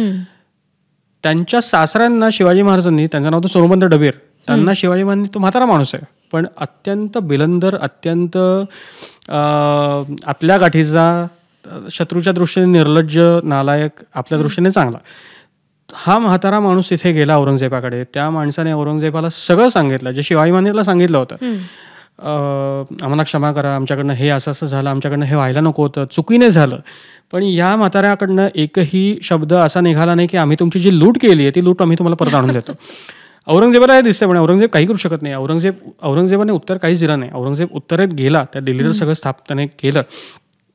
शिवाजी महाराजांनी परत माणूस पाठवला, हाच सोनोपंत दिल्लीला गेला. सोनोपंताकरवी औरंगजेबानी शिवाजी महाराजांना पाठवलं की तुम्ही आत्तापर्यंत जे काही गुन्हे केलेत ते माफ करण्याजोगे नाही आहेत, तरीही तुमचे गुन्हे मी नजरेआड करतो आणि तुम्हाला पूर्वीप्रमाणे तुमचे अधिकार बहाल करतो. हे सगळं झाल्यानंतर सुद्धा औरंगजेबाच्या मनात ते सगळं चालूच आहे. आता गंमत अशी येते की 59 साली ज्यावेळेला अफजल खान आणि शिवाजी महाराजांची भेट होते त्यावेळेला औरंगजेब तटस्थपणे बघतोय अफजल खान ही त्याचा शत्रू आहे आणि शिवाजी महाराज त्याचे शत्रू आहेत. कारण कल्याणीच्या वेढ्यामध्ये एक प्रसंग असा आला की अफजल खानाने औरंगजेबाला कोंडून धरलंय आणि औरंगजेब तिकडे मारला गेला असता. योगायोगाने अफजल खान इकडे मारला जातो आणि शिवाजी महाराज जिवंत राहतात. आता औरंगजेबाला एक गोष्ट कळते की आता माझा शत्रू कोण आहे आणि मला ज्याच्याविरुद्ध लढायचा तो माणूस कोण आहे. अफजल खान जिवंत राहिला असता तर तो माझा शत्रू आहे. आता शिवाजी महाराज जिवंत राहिले त्यामुळे ते माझे शत्रू आहेत. त्याने इमिजिएटली 60 साली त्याच्या मामाला दक्षिणेत पाठवलं. त्याचं मूळ नाव खूप मोठं आहे, मिर्झा अबू तालेब शाहिस्ते खान बहादूर वगैरे त्याच्या पदव्यात सगळ्या. हा औरंगजेबाचा मामा आहे, हा दक्षिणेत आला. हा 3 वर्ष दक्षिणेत, म्हणजे त्या संपूर्ण घटनेत मी जात नाही. 1660 ते 1663 3 वर्ष हा दक्षिणेत असून 1663 एप्रिलमध्ये 3 एप्रिलच्या रात्री हा सगळा तो प्रकार झाला. लाल महालात छापा वगैरे आपण बघतो. 3 वर्ष राहिलेला हा मामा, 1.25 ते 1.5 लाखाची फौज आहे त्याची, हा 3 दिवसही पुण्यात थांबत नाही. शिवाजी महाराज बेधडकपणे त्याच्या महालात घुसतात. तो त्यांचाच महाल बेसिकली. ते महालात घुसतात, त्याची बोटं छाटतात. तो इतका घाबरतो की तो शिवाजी कधी माझ्या महालात येऊन मला मारेल ही त्याला शाश्वती वाटत नाही आणि तो 3 दिवसात परत जातो. औरंगजेबाचा अजून तिळपापड होतो की ज्याला संपूर्ण जग नावाजतं तो मामा तिथनं माझा असले उद्योग करून निघालाय. औरंगजेबाने त्याची रवानगी ताबडतोब ढाक्याला गेली. ढाक्याचा परिसर हा त्यावेळेला अत्यंत नरक मानला जायचा. म्हणजे तो परिसर सुंदर आहे पण तिकडची जी लोक आहेत ती मुघलांना सळोकी पळोकर होते, ते तिकडे जगू देत नव्हते. शाहिस्ते खानाला ढाक्याला पाठवलं इमिजिएटली. म्हणजे 1663 ही गोष्ट झाली. पुढचं 1 वर्ष गेलं आणि 1664च्या मध्यावरती किंवा 1665च्या सुरुवातीला एक नवीन मोहीम उघडण्यात आली. औरंगजेबाचा अत्यंत विश्वासू सरदार, ज्याला मिर्झा हा किताब त्यांनी दिला होता. मिर्झा म्हणजे माझा तू जणू काही किंवा बादशाहचा तू जणू काही पुत्र आहेस, राजपुत्र आहेस, असा किताब मिळालेला मिर्झाराजे जयसिंग, त्याच्याबरोबर एक माणूस औरंगजेबाने अजून एक पाठवला, त्याचं नाव दिलेर खान. आता गंमत अशी आहे की दिलेर खानाला औरंगजेबाने पाठवलंय हे संशयातून पाठवलंय. तो मिर्झाही हिंदू आहे, हाही हिंदू आहे, हे दोघं एकत्र होऊन काहीतरी करतील म्हणून त्याच्या मागे कोणतरी एक माणूस म्हणून दिलेर खान पाठवला. पुरंदरचा तह झाला, मिर्झाराजे आले, मिर्झाने सगळं ते प्रकरण जे होतं ते झालं. शिवाजी महाराजांना 2 पावलं मागे यावं लागलं कारण त्यांना दिसतंय की ऑलरेडी शाहिस्ते खानाने हे सगळं केलंय, 3 वर्षात जे बेचिराग केलंय. मध्ये एक प्रकरण झालं की जानेवारी 1664 मध्ये शिवाजी महाराजांनी जाऊन सुरत लुटली. मी लुटली हा शब्द वापरतो कारण तो शब्द वाईट अर्थाने घेण्याचा नाहीये, उलट आपल्या दृष्टीने ते अत्यंत अभिमानास्पद आहे की ज्या शाहिस्ते खानाने 3 वर्ष स्वराज्याची लूट केली, आम्ही तुम्हाला जसंच्या तसं उत्तर देऊ आणि आम्ही तुमच्या एरियात घुसून तो जो काही होतं आम्ही तुम्हाला नुकसान भरपाई घेतोय. 3 दिवस ती सगळी लूट चालू आहे. त्या गमती जमती इतक्या आहेत. म्हणजे सभासद बखर जे डॉक्युमेंट आहे आपल्याकडे, बहिर्जी नाईकचा उल्लेख इतिहासात पहिल्यांदा तिकडे मिळतो. एक गैरसमज आपल्याकडे इतके की अफजल खान प्रकरणात बहिर्जी नाईक वगैरे होता, तसं काही नाहीये. हा आयुष्यात पहिल्यांदा बहिर्जी नाईक इकडे भेटतो आपल्याला. शिवाजी महाराजांनी बहिर्जीला ही कामगिरी सांगितली होती. बहिर्जी सुरतेत गेला, त्याने वेषांतर करून ती माहिती गोळा केली. कोणाच्या घरात किती धन आहे, कोणाच्याकडे काय लपवलं आहे, कोणाकडे किती काय मिळू शकतं, खडानखडा माहिती त्याने रिपोर्ट राजगडावरती शिवाजी महाराजांनी दिला. 6 ते 9 जानेवारी 1664 ही ऑलमोस्ट 3.5 दिवस ही लूट चालली आणि औरंगजेबाच्या एका अत्यंत संपन्न शहराची सुरत, त्याची बदसुरत शिवाजी महाराजांनी केली. आणि एक त्यातला महत्त्वाचा दुवा असा आहे की सुरत हे शहर, ते बंदर आहे. हजला जाणारा संपूर्ण जो काही यात्रेकरूंचा जो काही लोंढा असतो तो त्या बंदरातून जातो. अनेक आंतरराष्ट्रीय व्यापारी त्यावेळेचे युरोपमधनं येणारे, आफ्रिकेतनं येणारे, मध्य प्रांतातनं येणारे हे सुरतेत त्यांचा माल उतरवायचे. या सुरतेचं सगळं उत्पन्न हे औरंगजेबाची बहीण जहाआरा तिच्या खाजगी खर्चाकरता दिलं होतं लावून. हे सगळं झाल्यानंतर औरंगजेब अजून चिडला. ते मिर्झा राजा प्रकरण सगळं आलं. मिर्झा राजा हुशार आहे, त्याला कळतंय की कशा पद्धतीने हालचाली केल्या पाहिजेत. त्याने शिवाजी महाराजांना कोंडलं, अक्षरशः कोंडलं, की प्रत्येक किल्ल्यावरती मोजकी फौज पाठवणं, कशी किल्ल्याची नाकेबंदी करणं. पुरंदरचा तह झाला आणि शिवाजी महाराजांनी 23 किल्ले दिले, त्याच्या भोवतालचा सगळा मुलूक दिला. शिवाजी महाराजांकडे फक्त 12 किल्ले आणि 4 लाख खोलांचा मुलूक एवढंच त्यांच्याकडे राहिलं. मिर्झाने एक गोष्ट अशी केली की शिवाजी महाराजांनी त्यांनी स्वतः बादशाचा मनसबदार व्हावं. महाराजांना ही गोष्ट मान्य नव्हती, पण ते नाकारूही शकत नव्हते. महाराजांनी त्यातनं एक तोडगा काढला, मी नाही होत, मी इतके गुन्हे केले तर मी बादशाचा मनसबदार होण्याच्या लायकीचा नाही आहे, त्यापेक्षा माझा मुलगा होईल. संभाजी महाराजांना 5,000 मनसबदारी बादशाकडनं मिर्झा राजाने देववली. मिर्झा राजाचा त्यातला राजकारणी डोका आहे शेवटी. त्याने त्यातला आणखीन एक मार्ग काढला की हे सगळं भांडण मिटवण्याकरता आणि मराठी आणि बादशाहमध्ये समेट घडवण्याकरता आता शिवाजी महाराजांनी दिल्लीला जावं, आग्र्याला जावं आणि बादशाची भेट घ्यावी. त्यातनं तुमचं जे काही भांडण आहे किंवा तुमचं जे काही मुद्दे आहेत ते एकमेकाची परस्पर विचारविनिमय करून ते तुम्ही कागदावरती सोडवावेत आणि तुम्ही तुमचं राज्य एक संस्थानिक म्हणून सांभाळावं. शिवाजी महाराजांना मान्य करण्याशिवाय काही ऑप्शन नव्हता. 300 माणसं, स्वतः शिवाजी महाराज आणि संभाजी महाराज, 9 वर्षाचे संभाजी महाराज, ही सगळी माणसं आग्र्याला जायला निघाली. हा साधारणतः एप्रिलच्या सुरुवातीचा मार्चमधला हा सगळा प्रकार आहे. शिवाजी महाराज इथनं राजगडावरून निघालेत. राजगडावरती जिजाऊ साहेब आहेत. जिजाऊ साहेबांच्या हाताखाली 3 महत्त्वाचे माणसं शिवाजी महाराजांनी दिलेत. एक स्वराज्याचे पंतप्रधान मोरोपंत पेशवे, दुसरे मुजुमदार होते निळोपंत नावाचे, आणि तिसरे सेनापती प्रतापराव गुजर. कारण नेताजी तोपर्यंत नेताजीला बडतर्फ केलेलं होतं. या 3 लोकांनी जिजाबाईंना रिपोर्ट करावं आणि जिजाऊ साहेबांनी सगळं स्वराज्य सांभाळावं. आम्ही उत्तरेत जातोय, उद्या काही उलटं झालं तरीही तुम्ही स्वराज्याचा हा खेळ थांबवता कामा नाही, किंवा त्याचे आपलं उदात्त ध्येय ते तुम्ही थांबवता कामा नाही, आणि आऊसाहेब तुम्हाला मार्गदर्शन करतील. औरंगाबादेत गेले. औरंगाबादेत ते सगळं मानापमान नाट्य वगैरे रंगलं. मी त्यात आता जात नाही कारण ते खूप आग्र्यात नाही औरंगाबादचा जो तिकडचा ठाणेदार होता त्याने शिवाजी महाराजांना अतिशय एक सामान्य कोणतरी जमीनदार आहे तो आला म्हणून हे केलं. शिवाजी महाराजांनी पण त्याला त्याच पद्धतीने उत्तर दिलं की तो मला त्यावेळेला सामोरं जाण्याची पद्धत असायची, म्हणजे 4 पावलं पुढे जायचं. टिपिकली ज्यावेळेला मोठा माणूस होता त्यावेळेला मी अगदी 4 पावलं पुढे जात नाही, तुम्ही त्या वेशीपर्यंत येता, त्याचा मानाने स्वागत करून त्याला दरवाजा त्याच्या राहत्या जागेपर्यंत घेऊन येतात. त्या ठाणेदारांनी ते केलं नाही. शिवाजी महाराजांनी त्याच्याकडे लक्ष दिलं नाही. ते परस्पर त्यांच्या मुक्कामाकडे गेले. ही गोष्ट ठाणेदाराला कळल्यावरती तो परत हात जोडत गेला की आता चला याच्याकडे वगैरे. या छोट्या छोट्या गोष्टीत त्यात मी आता तपशिलात जात नाही. तिथून शिवाजी महाराज नर्मदा, तापी या सगळ्या नद्या ओलांडून, चंबळ ओलांडून नंतर नरवरच्या घाटीने शिवाजी महाराज आग्र्याच्या रोखाने गेले. 11 मे म्हणजे 12 मे 1666 हा औरंगजेबाचा 50वा वाढदिवस आहे. आता मी मगाशी म्हटलं की 1618चा जन्म आणि 50वा वाढदिवस कसा, हे चांद्रवर्ष असतं. हे आपण सौर कालगणना घेतो आणि आपल्याकडे अजूनही ग्रेगोरियन कॅलेंडर ज्यावेळेला आपण बघतो त्यावेळेला 30 किंवा 31 महिने येतात. चंद्रवर्षामध्ये 29 आणि 30 महिने असतात. तुम्ही कोणताही एक मुसलमानी महिना घ्या, त्यात तुम्ही रजब घ्या किंवा जमादिलवाल घ्या, त्यात तुमचे 29-30 असे महिने आहेत. त्यामुळे प्रत्येक वर्षी ते कॅलेंडर मागे मागे पडत जातं. 66 साली आपल्या दृष्टीने औरंगजेबाचा हा 48वा वाढदिवस असायला हवा होता, पण तो 50वा होता. या काळात शिवाजी महाराजांनी 3 दिवस आधी किंवा 2 दिवस आधी जाऊन पोहोचणं अपेक्षित होतं, पण ते पोहोचले नाहीत. कारण असतील काहीतरी. 11 मेच्या दिवशी शिवाजी महाराज तिकडे गेले. आता औरंगजेब इतका बेरकी आहे किंवा त्याने जाणून बुजून केलं असेल किंवा नसेल केलं हे सांगता येत नाही, पण वाटतं की जाणून बुजूनच केलं. मिर्झा राजांचा मुलगा रामसिंग हा आग्र्यामध्ये आहे आणि त्याच्यावरती मिर्झाने सगळी जबाबदारी सोपवली की शिवाजी महाराज येत आहेत, त्यांच्या संपूर्ण राहण्याची, जेवणाखाण्याची आणि त्यांच्या सुरक्षिततेची जबाबदारी ही तू घे. तू स्वतःहून त्याच्यात पुढाकार घेऊन सगळ्या गोष्टी कर आणि बादशाहांना सांग की असं असं आहे.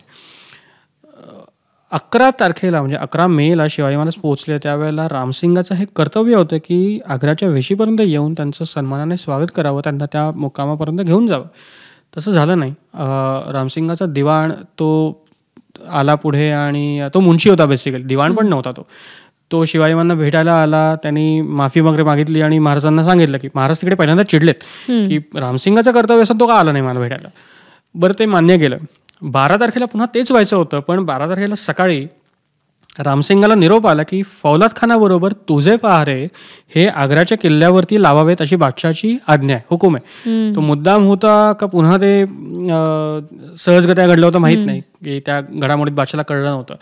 पण रामसिंगाला ऑप्शन नव्हता. रामसिंगाने सांगून बघितलं तर तो मुखलिस खान किंवा इतर जी काही लोक आहेत, जाफर खान वजीर होता, जाफर खानाने सांगितलं तर तो म्हणाला की या गडबडीत बादशाला तर हे सांगणं योग्य मला वाटत नाही की तुझे पहारे तिकडे लावू नयेत, तू तुझ्या पहाऱ्याप्रमाणे कर, तुझी माणसं कोणतरी पाठव, शिवाजी महाराजांना घेऊन ये. तो गिरधरलाल मुंशी जो आधी गेला होता तोच मुंशी परत शिवाजी महाराजांना घ्यायला आला. पुन्हा तेच झालं. शिवाजी महाराज प्रचंड भडकलेत की काल मी आलो, होऊ शकलं नाही, या रामसिंगाच्या वडिलांनी मला जी वचनं दिली त्यातलं एकही वचन पाळलं जात नाहीये, मी काय करावं. तो गिरधरलाल इतका घाबरला की त्याने सांगितलं की कुंवर्स म्हणजे रामसिंग जे आहेत ते तुम्हाला घ्यायला येत आहेतच, पण त्यांना एका कामगिरी करता मागे थांबायला लागलं, ते वाटेत आहेत, ते तुम्हाला घ्यायला येतात, तर आपण चला. म्हणजे आता बादशाचा दरबार लवकरात लवकर सुरू होतोय. त्यातही गंमत अशी झाली की एका रस्त्याने शिवाजी महाराजांची स्वारी हा गिरधरलाल घेऊन येतोय आणि रामसिंग दुसऱ्या रस्त्याने येतोय. त्यातही चुकामुक झाली. नंतर रामसिंगाला कळलं की असं आहे. रामसिंगाने माणसं पाठवून शिवाजी महाराजांची स्वारी परत वळवली. एका ठिकाणी ते भेटले, उतरून गळाभेट वगैरे घेण्याची काही गरज नव्हती, म्हणजे तेवढा वेळही नव्हता. तसेच ते हत्ती आणि ते सगळं आग्र्याच्या किल्ल्यावर नेण्यात आलं. इथपर्यंत झालं असं होतं की औरंगजेबाचे 3 बेसिकली दरबार असायचे. त्यातला सगळ्यात पहिला म्हणजे मुघलांचा बेसिकली आपण म्हणू, सगळ्यात पहिला दिवाणे आम असतो, जो ज्याला सामान्य लोकांकरता भरवलेला दरबार, ज्याच्यात ती सर्वसामान्य रयत समोर येते आणि त्यांना बादशाह ॲड्रेस करतो. नंतर दिवाणे खास असतो, जो संगमरवरी याच्यात असतो. दिवाणे आम अतिशय साध्या लाल पत्थरात बांधलेले, दिल्ली आग्रा दोन्हीकडे. दिवाणे खासमध्ये खासम खास जे सरदार आहेत, जे 5000 आहेत, 6000 आहेत, 7000 आहेत, ते सगळे सरदार इकडे उभे राहतात. ह्याच्या पलीकडे जाऊन घुशलखान्यात, आता घुशलखान्याचे अर्थ आपल्याकडे वेगवेगळे आहेत. काही ठिकाणी ते स्नानगृह म्हणून घेतलं जातं, पण घुशलखाना ही छोटी खोली आहे, अगदी छोटी नाहीये, पण ती बऱ्यापैकी बादशाहीच्या ह्याच्या तुलनेत ती छोटी आहे. तिथे अत्यंत जवळचे खासम खास सरदार, त्यांच्याकरता बादशाहाने तो दरबार भरवला होता. आणि बादशाह पहिल्या दोन्ही दरबारात त्याचा मानस असा होता की शिवाजी महाराजांना दिवाणे आममध्ये आणलं जाईल आणि त्या आम लोकांमध्ये त्यांना ठेवून आपण त्यांचा अपमान करू. दिवाणे खासमध्ये आणलं जाईल, खासमध्ये पण ते येऊ शकत नाही. आता सर्वोच्च सरदारांच्या त्या दरबारामध्ये शिवाजी महाराजांना आणायचा प्रसंग आला. रामसिंग त्यांना घेऊन जातो. त्यावेळेला रामसिंगाला बातमी कळते की पहिले 2 दरबार ऑलरेडी संपलेत, तिसरा दरबार पण संपत आला, त्यांना ताबडतोब तुम्ही घेऊन जा. रामसिंग त्यांना घेऊन येतो. रामसिंगाने त्यावेळची पद्धत म्हणजे ती दरबारात आल्यानंतर नजर निसार हे प्रकार असायचा. म्हणजे काही रक्कम ही बादशाला नजर केली जायची. शिवाजी महाराजांनी, संभाजी महाराजांनी अशी ती रक्कम दिली, त्या थाळीमधनं, त्या तबकातनं ते घेऊन यायचं. रामसिंगाने ती ओळख करून दिल्यानंतर ते सगळं झालं प्रकरण. औरंगजेबाने ती नजर हाताच्याच ह्याने ती स्वीकारली आणि हात केला की त्याला त्याच्या जागेवरती शिवाजी सगळं घडलं दिवाणे आम मध्ये, घुशलखान्यामध्ये. कारण दिवाणे आमचा दरबार हा ऑलरेडी संपला होता, खासचा दरबार संपला होता. आता घुशलखान्याचा दरबार हा मोजक्या काही मंडळींचा आहे, पण ती मंडळी सुद्धा 7000, औरंगजेबाच्या दरबारात 7000 मनसबदारी ही शेवटची आहे. 7000 मनसबदार, 6000 मनसबदार असे तिकडे आहेत. आता औरंगजेबाने हे सगळं केल्यानंतर त्या माणसाने रामसिंगाला सांगितलं की शिवाजी महाराजांना त्यांच्या नियोजित ठिकाणी उभं कर. सभासद बखर नावाचं आपल्याकडे एक डॉक्युमेंट आहे, त्यात हा सगळा प्रकार आला आहे. अजून कंटेम्पररी जर म्हणायचं आणि जास्तीत जास्त विश्वासार्ह, रामसिंगाची 2 माणसं किंवा मिर्झांची 2 माणसं, त्याचं एकाचं नाव आहे परकालदास आणि एकाचं नाव आहे कल्याणदास. हा एक माणूस दरबारातून त्याच्या हवेलीत किंवा त्या राजवाड्यात रामसिंगाच्या ही सगळ्या घडामोडी कळवतोय. परकालदासाचा संपूर्ण पत्रव्यवहार हा जगन्नाथ सरकारांनी राजस्थानी रेकॉर्ड्स पब्लिश केलेत. Shivaji's visit to Aurangzeb at Agra या नावाचं एक पुस्तक आहे, लहानचं पुस्तक आहे. त्यात 12 मेचं हे संपूर्ण प्रकरण त्या परकालदासांनी नमूद केलं आहे. आणि सभासदाचं पण सेम आहे, म्हणजे त्यात कुठेही तफावत आपल्याला मिळत नाही. तर सभासद अजून डिटेलमध्ये सांगतो सगळं, की शिवाजीमांनी बाजूला बघितलं तर शेजारी जो सरदार होता तो शिवाजीमांना ओळखीचा वाटला. तर शिवाजीमांनी पहिल्यांदाच आवाज चढवून रामसिंग म्हणून हात उगारला आणि हाक मारली आणि त्याला जवळ बोलावलं. तो रामसिंग त्याच्या जागेवर, तो अजून खालचा आहे, म्हणजे तो शिवाजीमांना जिकडे उभं केलंय त्याच्याहून मागच्या रांगांमध्ये हा रामसिंग उभा आहे. तो रामसिंग पळत आला की काय झालं राजाजी म्हणून. तर शिवाजी महाराजांनी पहिला प्रश्न हा केला की मला जिथे उभं केलंय माझ्या बाजूला कोण उभा आहे. आपल्याला टिपिकली पुढे सांगितलेलं की माझ्या पुढे कोण उभा आहे, सभासद बाजूला म्हणतो. तर रामसिंगांनी शांत आवाजात शिवाजींना शांत करत सांगितलं की आप है जोधपूर नरेश, आणि त्याचं जे नाव आहे जसवंत सिंग. शिवाजी महाराज तिथे खवळलेत की काही महिन्यांपूर्वी, म्हणजे ज्यावेळेला शाहिस्ते खान आला होता त्यावेळेला शाहिस्ते खानाच्या बरोबर हा जोधपूर नरेश जसवंत सिंग आलाय. सिंहगड सारखा किल्ला हा जोधपूरचा महाराजा 40,000 फौज घेऊन 6 महिने वेढा घालून बसलाय. तो वेढा या जसवंत सिंगाला किल्ला या जसवंत सिंगाला जिंकता नाही आला आणि वरच्या लोकांनी तो वेढा उधळून लावला. जसवंत सिंग आणि त्याचा मेहुणा, त्याचं नाव होतं भाऊसिंग हाडा, हे दोघं सिंहगडच्या खालून पळून गेलेत आणि आमची लोक त्याच्या मागे त्याला मारायला निघालेत. शिवाजीमांचा म्हणण्याचा अर्थ असा आहे की ह्याची पाठ माझ्या मावळ्यांनी बघितली आहे आणि त्याच्या रांगेत तुम्ही मला का उभं करताय, माझी ही योग्यता नाही आहे. तर ते सगळं प्रकरण झालं. म्हणजे रामसिंग त्यांना सांगतो की राजाजी शांत व्हा, तुम्ही शांत व्हा आधी, ही दरबारची रीत नाही आहे. शिवाजी महाराज अजून खवळ आहेत की तू मला शांत व्हायला कसं काय सांगतोयस. आणि ती परकालदासाने जी दिलेली वाक्य ती आपलं जे मराठी लोकांचं मुंबईचं हिंदी असतं त्या पद्धतीची, पण ती डिंगल थोडीफार तो त्याचा अर्क आहे. त्यातली वाक्य टिपिकली हसायला येईल अशी आहेत की शिवाजीमांचं वाक्य पहिलं असं आहे की तुम देखो, म्हणजे तू रामसिंग तू स्वतः बघ, तुम्हारा बाप देखा, तुझ्या वडिलांनी बघितलं की मी कोण आहे, तुम्हारा पातशाह देखा, मी कोण आहे, माझी योग्यता काय. मला जर उभंच करायचं होतं तर माझ्या योग्यतेनुसार तुम्ही उभं करायला हवं होतं. तुम्ही मला अशा सामान्य लोकांमध्ये उभं करण्याचं काम नाही आहे. तुमच्या बादशाहांनी मला ऑलरेडी राजा ही पदवी दिली आहे. तो जरी जोधपूर नरेश असला, तो राजा असला तरी तो एक सामान्य तुमच्या बादशाचा मांडलिक आहे. मी एक स्वतंत्र राजा आहे. मी जरी आता शरणागती पत्करली तरी मी एक राजा आहे. पण ते सगळं मानलं नाही. शिवाजी महाराजांचं हे संपूर्ण प्रकरण होताना बाकीच्या लोकांची चुळबुळ चालू आहे. कसं होतं की मुघलांचा दरबार, त्यात दिवाणे आम समजू शकतो की जिकडे कोलाहल असतो, जिकडे गोंधळ असतो, तिथेही शांतता पाळली जायची. दिवाणे खास समजू शकतो की काहीतरी कुजबूज ऐकू येते. घोषलखाना हा अत्यंत शांत ते वातावरण आहे. तिथला रिवाज जो असतो की तुम्ही तो रुमाल हाताला बांधायचा, रुमाल नसेल शेला असतो, उपरण असतो, तो जो काही दुपेटा असतो तो तुमच्या तोंडासमोर घ्यायचा, आवाज जोरात बादशाला जाणार नाही अशा पद्धतीने, नजरभर कदम असतो, तुमच्या पायाकडे तुमची नजर पाहिजे आणि शांतपणे तुम्ही बादशाला अर्जी करायची. तो जो माणूस आहे तो बादशाला जाऊन सांगणार की माणूस अशी अर्जी करतो, त्याच्यावर बादशाह त्याच्यावरती उत्तर देणार. हे सगळं होत असताना एक दक्षिणेकडचा माणूस येतो आणि तो अशा आवाजात डरकाळी फोडतो. हे सगळ्या लोकांना नवीन आहे. सगळे लोक चपापले आहेत. लोकांना आश्चर्य वाटतंय की हे चाललंय काय, म्हणजे हे काहीतरी आता भयानक प्रकाराकडे घडणार आहेत. योगायोग असा आहे की रामसिंग यांना शांत करायला बघतोय, सायमल्टेनियसली रामसिंगाचं औरंगजेबाकडे लक्ष आहे. औरंगजेब आश्चर्यकारकरित्या अतिशय शांत आहे. त्याने कुठचीही रिॲक्शन दिली नाहीये. नाही, शांतपणे रामसिंगला जवळ बोलावलं. कदाचित त्याला जे अपेक्षित होतं तेच तिकडे तेच झालं, किंवा कदाचित आणि त्यात शिवाजीमांचं एक वाक्य हे औरंगजेबाला खटकलं किंवा त्याला ते लागलं. शिवाजी महाराजांनी त्याच्या डोळ्यात डोळे घालून किंवा त्या बाकीच्या सरदारांना ऐकू जाईल या पद्धतीने एक वाक्य सांगितलं की तुम्हारा बादशाह दुनियादारी भी नाही जानता. त्याला कॉमन सेन्स नाही आहे की माणसांची योग्यता काय, त्यांना कसं उभं करावं, काय करावं, त्यांना कसं आपलंसं करून घ्यावं. हे सगळं झाल्यानंतर औरंगजेबाने एकच विचारलं की रामसिंग सेवा को त्योर्या क्यों चढी आहे. त्याला काय, म्हणजे रामसिंगाने ते वातावरण शांत करण्याकरता की शिवाजी महाराज पहिल्यांदा उत्तरेत आले, त्यांना ती हवा मानवली नाही आहे, इथलं वातावरण वेगळं आहे, त्यामुळे ते थोडं जरा त्यांना तो उन्हाचा त्रास झाला आहे वगैरे सगळ्या गोष्टी होत्या. तर त्याच्यावरती औरंगजेब म्हणत होता की त्याला खेलत द्या आणि त्याला शांत करा. खेलत म्हणजे अंगरखा, मानाचं वस्त्र असतं ते त्याला द्या आणि शांत करा. त्याच्या आधी खेलत वाटली गेली होती, ती शहाजहानांना वाटली. ती खेलत जोधपूर नरेशालाही देण्यात आली होती, पण शिवाजीमांना मिळाली नाही. तर औरंगजेबाला असं वाटलं की ही खेलत दिल्याने शिवाजी शांत होईल, पण तसंही झालं नाही. शिवाजी महाराजांनी तोंडावरती सांगितलं की बादशाचा मान मला नको, त्याची खिलत मी नाकारतो. शिवाजी महाराजांनी बादशाकडे पाठ केली, ते तिथून निघाले आणि मागे पायऱ्यांच्या इकडे येऊन जमिनीवरती बसले. संभाजी महाराज त्यांच्याबरोबर आहेत आणि 1-2 सेवक जे कोणी असतील ते. हा सगळा प्रकार होताना बाकीच्या लोकांना अक्षरशः कंप सुटला असेल की हे काय चाललंय. म्हणजे आपल्याकडे अशी उदाहरणं आहेत की भर दरबारात लोकांचे खून पाडले गेलेत. शिवाजीमांचे आजोबा लखुजी जाधवराव आणि शिवाजीमांचे मामा, त्यांचे भर दरबारात खून पाडले गेलेत. औरंगजेबाने त्याच्या वडिलांना नाही सोडलं, त्याच्या भावांना नाही सोडलं, त्याच्या मुलाला कैदेत टाकलं आणि आता इथे दरबारात काय होणार हे सांगता येत नाही. औरंगजेबाने आश्चर्यकारकरित्या काहीच केलं नाही. त्यांनी रामसिंगला जवळ बोलून सांगितलं की तू त्याला तुझ्या निवासस्थानी घेऊन जा आणि त्याला शांत कर आणि नंतरचं जे काय आहे ते मी तुला आज्ञा देतो. शिवाजींना रामसिंग तिथून घेऊन गेला, त्याच्या मुक्कामावरती वगैरे घेऊन गेला आणि पुढे सगळं झालं.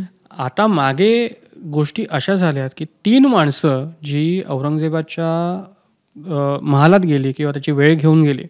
3 माणसांमध्ये एक औरंगजेबाची बहीण आहे, तिचं नाव आहे जहारा बेगम. दुसरा माणूस आहे तो वजीर आहे, त्याचं नाव आहे जाफर खान. आणि तिसरा माणूस आहे तो हा जोधपूर नरेश जसवंत सिंग. या तिघांनी औरंगजेबाला सल्ला दिला की शिवाजी ही एवढी जुर्रत करू कसं शकतो. तुमच्या दरबारात येऊन तो तुमचा अपमान करतो आणि तुम्ही त्याला सहन करता शांतपणे, हे आम्हाला काही रुचत नाही आहे. तुम्ही ताबडतोब त्याचा काटा काढला पाहिजे. जहाराचा राग काय तर शिवाजीमांनी सुरत उठली. तो तिचं खाजगी उत्पन्नावरती शिवाजी महाराजांनी ते बंद करून टाकलं किंवा त्या वर्षीचा जो काही महसूल होता तो बुडाला, म्हणून शिवाजी महाराजांना मारा हे जहाराचं म्हणणं आहे. जाफर खान वजीर, जाफर खानाची बायको ही औरंगजेबाची मावशी लागते, ती शाहिस्ते खानाची बहीण लागते. तिने जाफर खानाला पडून पाठवलं की माझ्या भावाची बोटं ज्यांनी तोडली त्याला माझा भाचा एवढं कसं काय सगळं सामावून घेता, तू वजीरच त्याचा ना, तू ताबडतोब जा आणि त्याला सांगितलं ताबडतोब मारून टाका.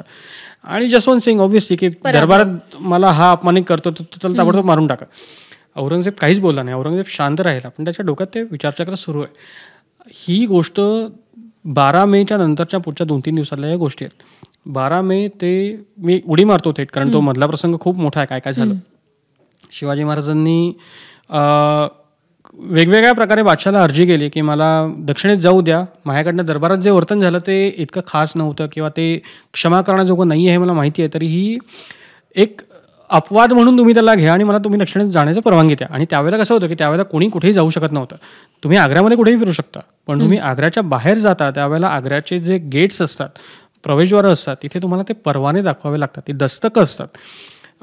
पासेस तुम्ही जोपर्यंत दाखवत नाही, get pass kind of thing, तुम्ही ते दाखवत नाही तोपर्यंत तुम्ही बाहेर जाऊ शकत नाही. तर मला औरंगजेबाने दस्तकं द्यावेत, माझी माणसं घेऊन मी दक्षिणेत जातो आणि तुमच्या म्हणण्याप्रमाणे माझं आयुष्य मी तुमच्या सेवेत वाहीन. शिवाजी महाराज हे खोटं बोलतात हे आपल्याला सगळ्यांना माहिती आहे. म्हणजे खोटं बोलतात म्हणजे चांगल्या अर्थाने, अर्थात शत्रूला फसवण्याकरता. औरंगजेबालाही माहिती आहे की शिवाजी महाराज असं वागणार नाही आहेत. औरंगजेबाने शेवटपर्यंत दस्तकं दिलीच नाहीत, पण शिवाजी महाराजांचे सतत येणारे निरोप बघून औरंगजेब एक दिवस वैतागला. त्यांनी शिवाजी महाराजांना स्पष्ट, म्हणजे रामसिंगला स्पष्ट सांगितलं की शिवाजीला आतापासून बाहेर फिरण्याची जी मोकळीक होती ती सगळी बंद, त्याच्या भोवताली तुझे पहारे बसव. रामसिंगाचे पहारे तिकडे बसले पाहिजे. ती शिवाजी महाराजांना नजरकैद झाली. संभाजी महाराजांना नजरकैद नाही, संभाजी महाराज कुठेही फिरू शकतात कारण तो लहान मुलगा आहे. हाच प्रश्न इथे येतो की ज्यावेळी शिवाजी महाराज नजरकैदेत होते औरंगजेबाच्या आणि संभाजी महाराजांना ती नजरकैद नव्हती, त्यावेळी शिवाजी महाराजांचा पुत्र किंवा राजपुत्र म्हणून संभाजी महाराजांचं आग्र्यातलं वावरणं, वागणं, बोलणं कसं होतं याचे उल्लेख आपल्याकडे खूप कमी आहेत. म्हणजे कल्पनाशक्ती वापरायची तर आपल्याकडे शिवाजी सावंत आहेत, विश्वास पाटील, सगळ्यांनी ती वर्णनं केलेली आहेत. पण ऐतिहासिक उल्लेख पुराव्यांनिशी जर मी म्हणायचं ना तर याचे खूप कमी आहेत. पण जे काही उल्लेख आहेत त्याच्यात हा लहानसा मुलगा, हा ते बाळ आहे, म्हणजे छोटा 9 वर्षाचा मुलगा आहे तो, पण लोकांच्या दृष्टीने इतकं अप्रूप आहे, कुतूहल आहे की हा काय म्हणू आपण निर्भयपणे तो त्या संपूर्ण ह्याच्यात फिरतोय. शिवाय म्हणजे माणसं आहेत बरोबर, त्यात सर्जेराव जेधनसारखी माणसं त्यांच्या बरोबर आहेत, ह्यांच्याबरोबर फिरतोय, तो दरबारात जातोय, तो सगळ्यांशी भेटतोय, बोलतोय. संभाजी महाराजांचं लहानपणापासूनचं शिक्षण शिवाजीबाईंनी व्यवस्थित केलं आहे. त्यांना संभाजी महाराजांना संस्कृत लहानपणापासून शिकवायला एक माणूस ठेवला आहे, त्याचं नाव आहे केशव पंडित. इतरही काही माणसं होती, त्यामुळे संभाजीबाईंना संस्कृत येत आहे, त्यांना थोडीफार उर्दू किंवा ह्याची जाण असावी असं वाटतंय. 9व्या वर्षी किती शिकणार हा एक मुद्दा असायचा, पण असावे. पण तरीही त्या मुलाच्या चेहऱ्यावरचं तेज लपत नाही आणि तो अजिबात न घाबरता सगळ्यांच्या समोर हिंडतोय हे कौतुक लोकांना वाटत होतं. पण अर्थात नंतरच्या काळात जे रंगून सांगितलं होतं किंवा सिनेमात दाखवलंय इथपर्यंत ते काही प्रकरण नाहीये. पण झालं हे मोकळेपणे फिरव होते. नंतरच्या काळात औरंगजेबाने शिवाजी महाराजांना मारायचं हे ठरवलं, पण ते थेट मारता येत नव्हतं. 2 कारणं होती. मिर्झा राजा अजूनही दक्षिणेत होता आणि मिर्झा राजांनी बेलपत्र वाहून पिंडीवरती शिवाजी महाराजांना शपथ दिली आहे की तुमच्या केसालाही धक्का लागणार नाही, तुमच्या केसाला धक्का लागायच्या आधी माझा मुलगा आहे तो मरेल किंवा माझी माणसं ती मरतील आणि आमचं संपूर्ण कुळ त्याच्यात जाईल. रामसिंगाला हे माहिती आहे, त्यामुळे रामसिंगांनी ती शपथ शिवाजी महाराजांसमोर घेतली की तुमच्यावरती काही आज येण्याच्या ऐवजी माझा जीव जाईल. आणि नेमकं शिवाजी महाराजांना हे नकोय. गंमत अशी होते की औरंगजेबाला हे माहिती आहे की असं आहे, जोपर्यंत ती शपथ आहे तोपर्यंत आपण शिवाजीला डायरेक्टली मारू शकत नाही, त्यामुळे काही ना काहीतरी कारणं काढायची.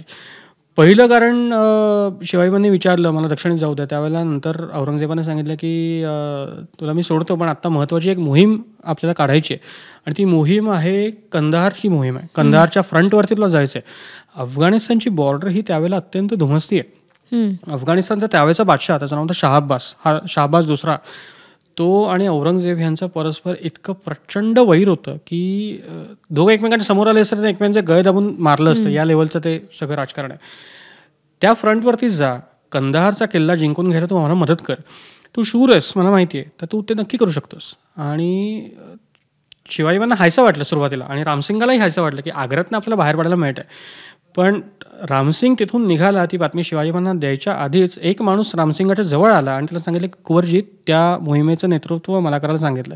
हा माणूस, त्याचं नाव आहे राधनदास खान, अत्यंत क्रूर, कपटी आणि औरंगजेबाच्या विश्वासातला सरदार. तो आग्र्याचा ठाणेदार होता, तिकडचा हवालदार होता.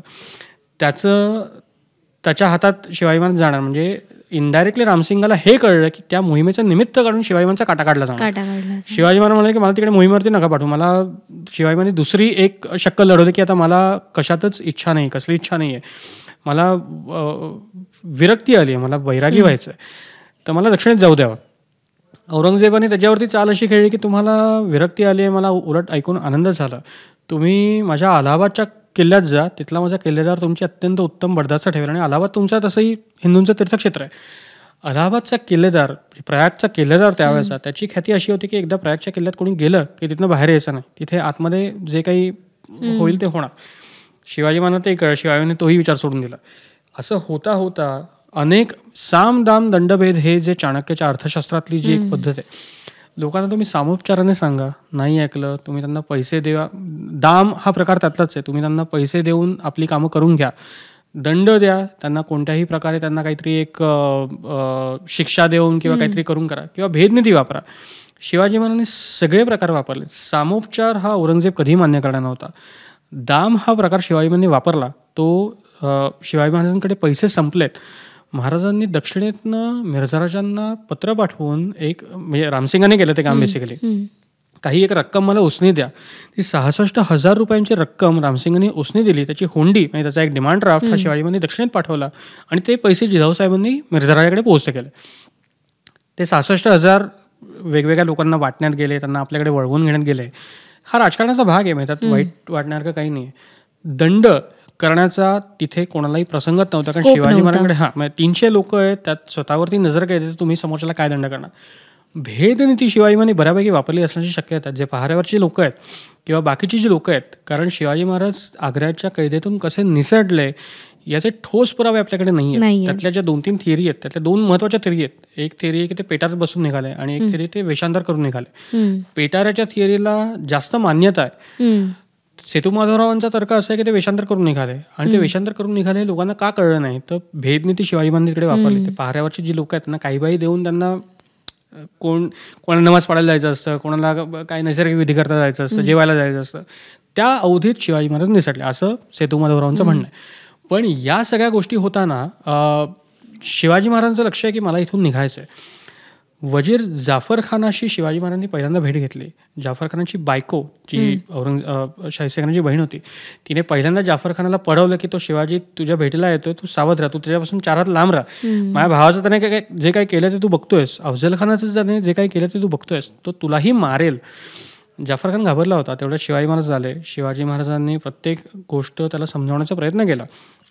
जाफर खान तेवढा इंटरेस्टेड वाटला नाही. त्याला ती भीती होती की चुकून माकून हा माणूस उठून माझ्या अंगावरती यायचा आणि काय हातात वागनाखोर लपवून आणलं असेल आणि तो मला मारून टाकायचा.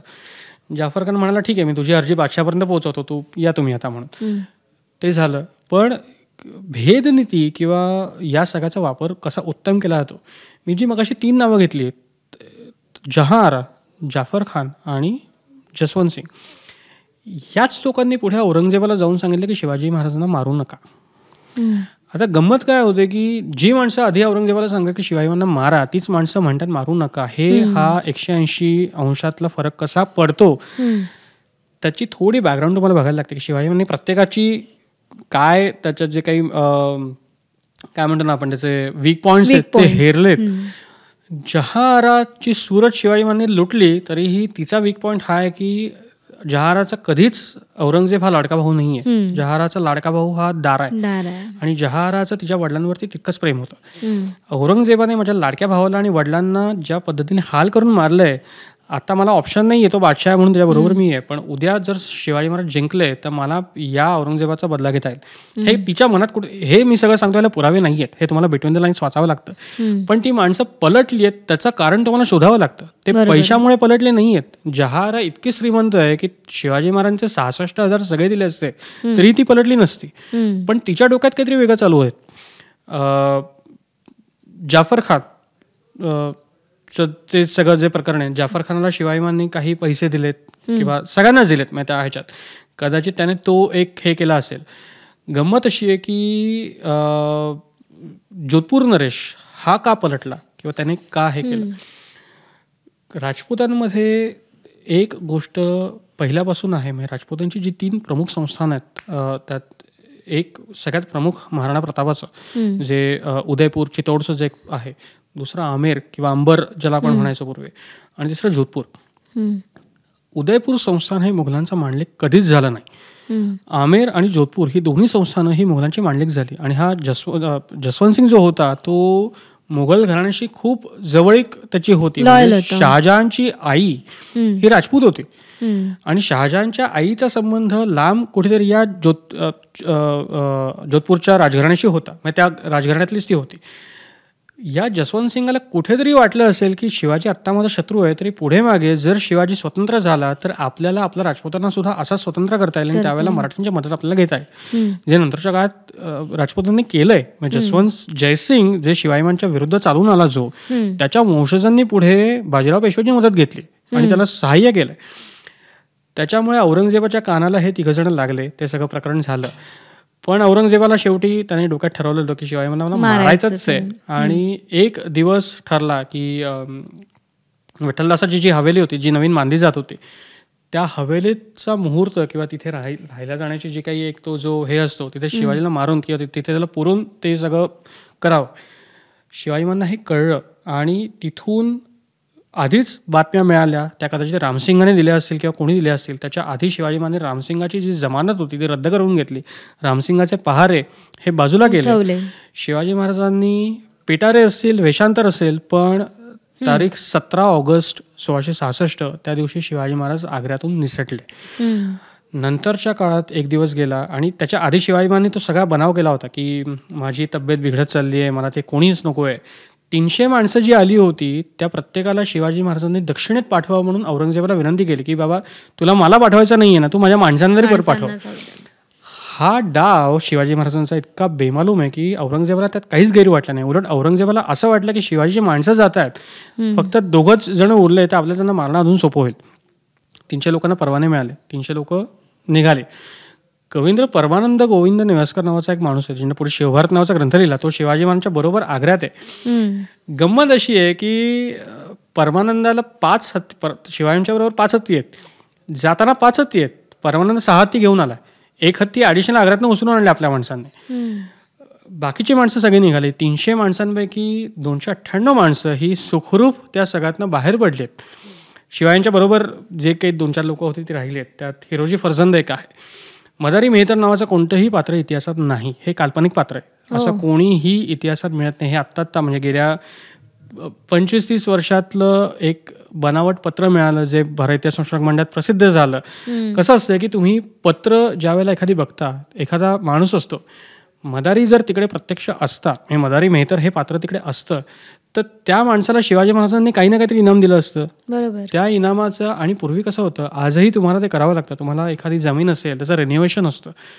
पूर्वीच्या काही त्याला दुमाला म्हणायचं, दुमाला तो शब्द मिळतो. तुम्हाला प्रत्येक कारकिर्दीत त्या बादशहाकडनं किंवा त्या राजाकडनं ते कागदपत्र दुमाला करून घ्यावी लागतात. शिवाजी महाराजांकडनं एखादं वतन मिळालं तर ते संभाजी महाराजांच्या कारकिर्दीत दुमाला झालं पाहिजे, ते शाहू महाराजांच्या कारकिर्दीत दुमाला झालं पाहिजे. आणि प्रत्येक पत्र आपल्याकडे असतात. म्हणजे सध्याच्या काळात जसा हयातीचा दाखला दरवर्षी आपल्याला काढायला लागतो, तसं ते प्रत्येक पत्राचं आपल्याला मिळतं. रेकॉर्ड असंख्य आहेत की एक घराणं असतं, त्याचं शहाजी महाराजांचं पत्र आहे. त्याचं अगदी उदाहरण सांगतो, म्हणजे बाबासाहेबांची पुरंदरे घराण्याची पत्र मी बघितली. त्यात शहाजी महाराजांची पत्र आहेत, त्यात मलिक अंबरपासूनची पत्र आहेत. मलिक अंबरच्या काळात ते इनाम मिळालं, मग तो परगणा ज्यावेळेला शहाजी महाराजांना मिळतो त्यावेळेला शहाजी महाराजांची पत्र की आता माझी ही जहागीर आहे, माझ्याकडनं हे इनाम असं चालवलं जाईल. मग शिवाजी महाराजांचं मिळतं की माझ्याकडनं हे इनाम असं चालवलं जाईल. त्याचा तो एक फॉर्मॅट असतो. असं कुठचंही मिळत नाही. त्यामुळे तो मदारीचा तर प्रकरण तिकडे संपतं. हिरोजी फर्जंद होता हे 100%. आणि हिरोजी फर्जंद हा त्याचा चेहरा मोहरा शिवाजी महाराजांशी मिळता जोट आहे. 17 ऑगस्टच्या दिवशी काहीतरी कारण काढून, म्हणजे त्याच्या आधी ही सगळी माणसं निघालीत, मोजकी 4-5 माणसं राहिली आहेत. शिवाजी महाराजांनी 15 दिवस किंवा 1 महिना आधी ही गरिबांना मेवा मिठाई पाठवण्याची जी काही एक नवीन टूम काढली होती की त्याने तरी मला पुण्य मिळेल. लोकांना कळे ना की दिवसेंदिवस ते हळूहळू पेटाऱ्याची साईज मोठी होत चालली. 17 ऑगस्टला शिवाजी महाराज कदाचित पेटाऱ्यात बसून घ्या, कदाचित वेषांतर करून निसटले. तो अख्खा दिवस गेला. तो हिरोजी फर्जंद आणि सभासद एक पोरगा म्हणतो, त्या पोराचं नाव माहीत नाही, तो मदारी आहे हे नंतर ठरलं, पण तो कोणतरी एक पोरगा, हिरोजी आतमध्ये झोपलेत, हिरोजींचा हात बाहेर आहे की कोणतरी माणूस झोपलाय दिसण्याकरता, आणि तो पोरगा त्यांचं पाय चेपत बसलाय. हे सगळं झाल्यानंतर बाहेरच्या लोकांना दिसलं की शिवाजी आजारी आहे आणि तो त्याचा नोकर त्याचं हे करतोय. दुसऱ्या दिवशी तो पोरगा आणि हिरोजी दोघंही औषध आणायला बाहेर पडतो. महाराजांना आत्ताच झोप लागली आहे, त्यांना डिस्टर्ब करू नका काइंड ऑफ. ते औषध आणायला जातो म्हणून बाहेर पडले, ते वर कधी आलेच नाहीत. तो अख्खा दिवस गेला. पहारेकरांना संशयाला लागला की आत कोणीच कसं दिसत नाही, हालचाल नाही, काहीच नाही. वाकून बघितलं, ठीक आहे, म्हणजे गादीवर दिसतंय, त्या लोड काहीतरी बिछाण्यावरती आहे. दुसऱ्या दिवशी झालं, म्हणजे सगळा प्रकार झाला. शिवाजी महाराज उठत का नाहीत? त्यांना पहिला संशय आला की शिवाजी महाराज गेले की काय. पण गेले तर बाकीची माणसं कुठे आहेत? त्यांनी जाऊन बघितलं आतमध्ये. त्यांनी फौलाद खानला वर्दी दिली पाहिजे की असं काहीतरी दिसतं आम्हाला. फौलाद खान आला, ते काढून बघितलं तर फक्त खाली लोड मांडलेले होते आणि त्याच्यावरती ते सगळं प्रकरण होतं. फौलाद खानाचे पाय तिकडेच लटपटायला लागले. रामसिंग आला. औरंगजेबाने ताबडतोब आग्र्यातल्या सगळ्या वाटा बंद केल्या, सगळं झालं. पण तोपर्यंत शिवाजी महाराज ऑलरेडी 2 दिवस, आणि हा प्रकार उजेडात येईपर्यंत 19 तारीख उजाडली होती. 17 ऑगस्टला शिवाजी महाराज बाहेर पडलेत आणि 19 तारखेच्या पहाटे हा सगळा प्रकार सकाळी उघडकीला आला. हे सगळं होईपर्यंत शिवाजी महाराज ऑलरेडी नरवर क्रॉस करून दक्षिणेच्या मार्गाने यायला लागलेत. संभाजी महाराजांना हा संपूर्ण प्रवास झेपणार नाही म्हणून शिवाजी महाराजांनी मथुरेत ठेवलं. मोरोपंत पेशवे, जे महाराजांचे पेशवे होते, त्यांचे नातेवाईक 3 भाऊ आहेत ते, आणि त्यांची आई, म्हातारी आई, असे ते एका घरात राहत होते. तर संभाजी महाराजांना त्या केशव त्रिमल म्हणून त्यांच्या घरी शिवाजी महाराजांनी ठेवलं. त्यांना सांगितलं की तुमच्या घरचाच कोणतरी एक मुलगा असं तुम्ही त्याला भासवा, आणि मी सांगेन त्यावेळेला तुम्ही त्याला दक्षिणेत घेऊन या. शिवाजी महाराजांनी येताना अशी एक अफवा वाऱ्यावरती सोडली की वाटेत दगदग सहन न होऊन संभाजी महाराजांचा मृत्यू झाला. 17 ऑगस्ट 1666ला शिवाजी महाराज आग्र्यातून निसटलेत, आणि बरोबर 12 सप्टेंबर 1666ला 25व्या दिवशी शिवाजी महाराज राजगडावरती येऊन पोहोचलेत.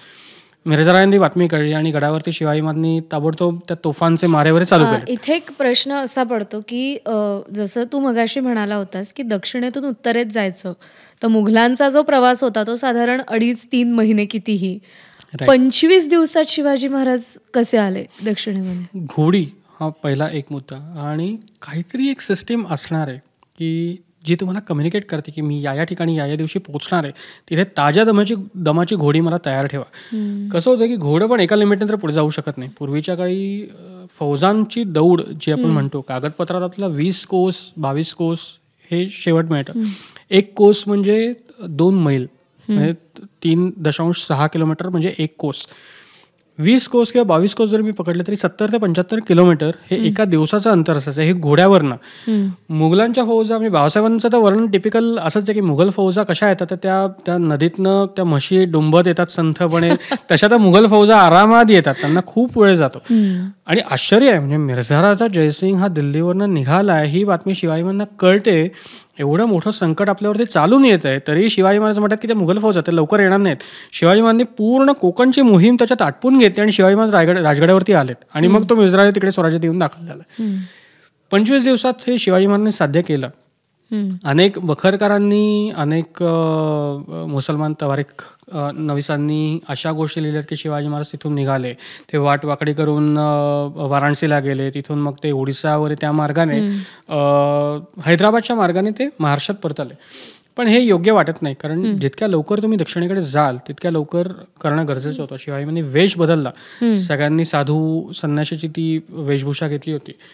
वाटेत संभाजी महाराज गेले अशी अफवा उठवून देण्यात आली, जेणेकरून मागे असलेले संभाजीराजे सुखरूप राहतील की आता मुलगा मेलाच आहे, त्याचा शोध काय करायचा. बरोबर पुढच्या 2-2.5 महिन्यांनी संभाजी महाराज दक्षिणेत येऊन पोहोचले. आता शिवाजी महाराज परत आले म्हटल्यावरती महाराजांनी तो तह जो होता तो तसा चालू ठेवला. मिर्झारांना कळवलं की मी बादशाहची परवानगी न घेता आलोय, ही माझी चूक आहे, मला मान्य आहे.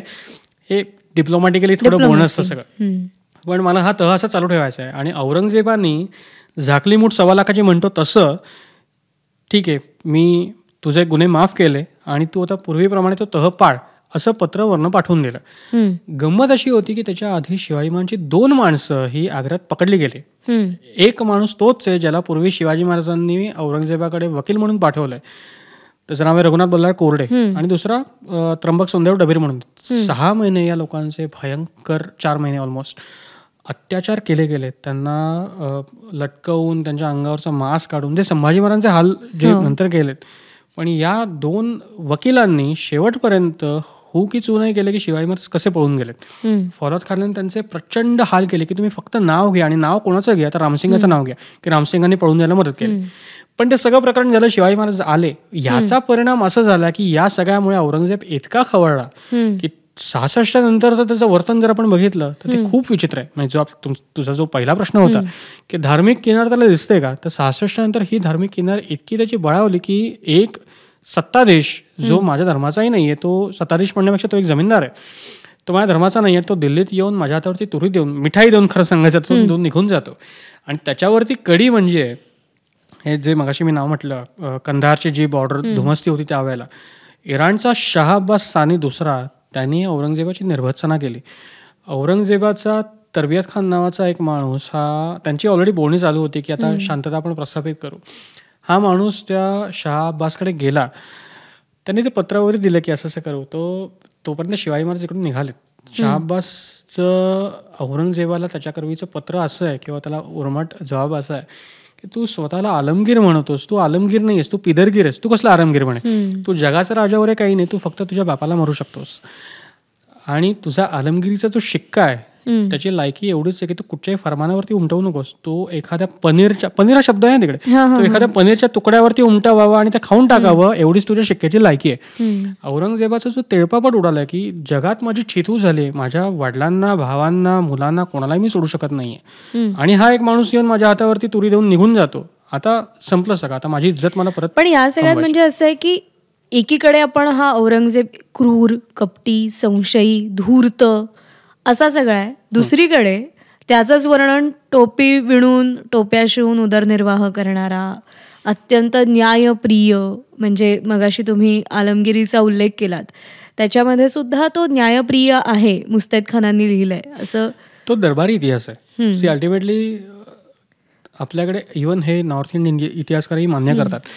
अबुल फजल असेल किंवा अगदी शेवटच्या काळात म्हणजे साकी मुस्तैद असेल, ह्यांनी जो इतिहास लिहिला हा बादशाला दाखवून लिहिला आहे. त्यात वाईट गोष्टी असतील तर बादशाह त्या मान्यच करणार नाही मुळात. साकी मुस्तैद खानने बादशाहला दाखवून नाही लिहिलाय, कारण त्यानं तो बादशाह गेल्यानंतर सगळा इतिहास लिहिलाय.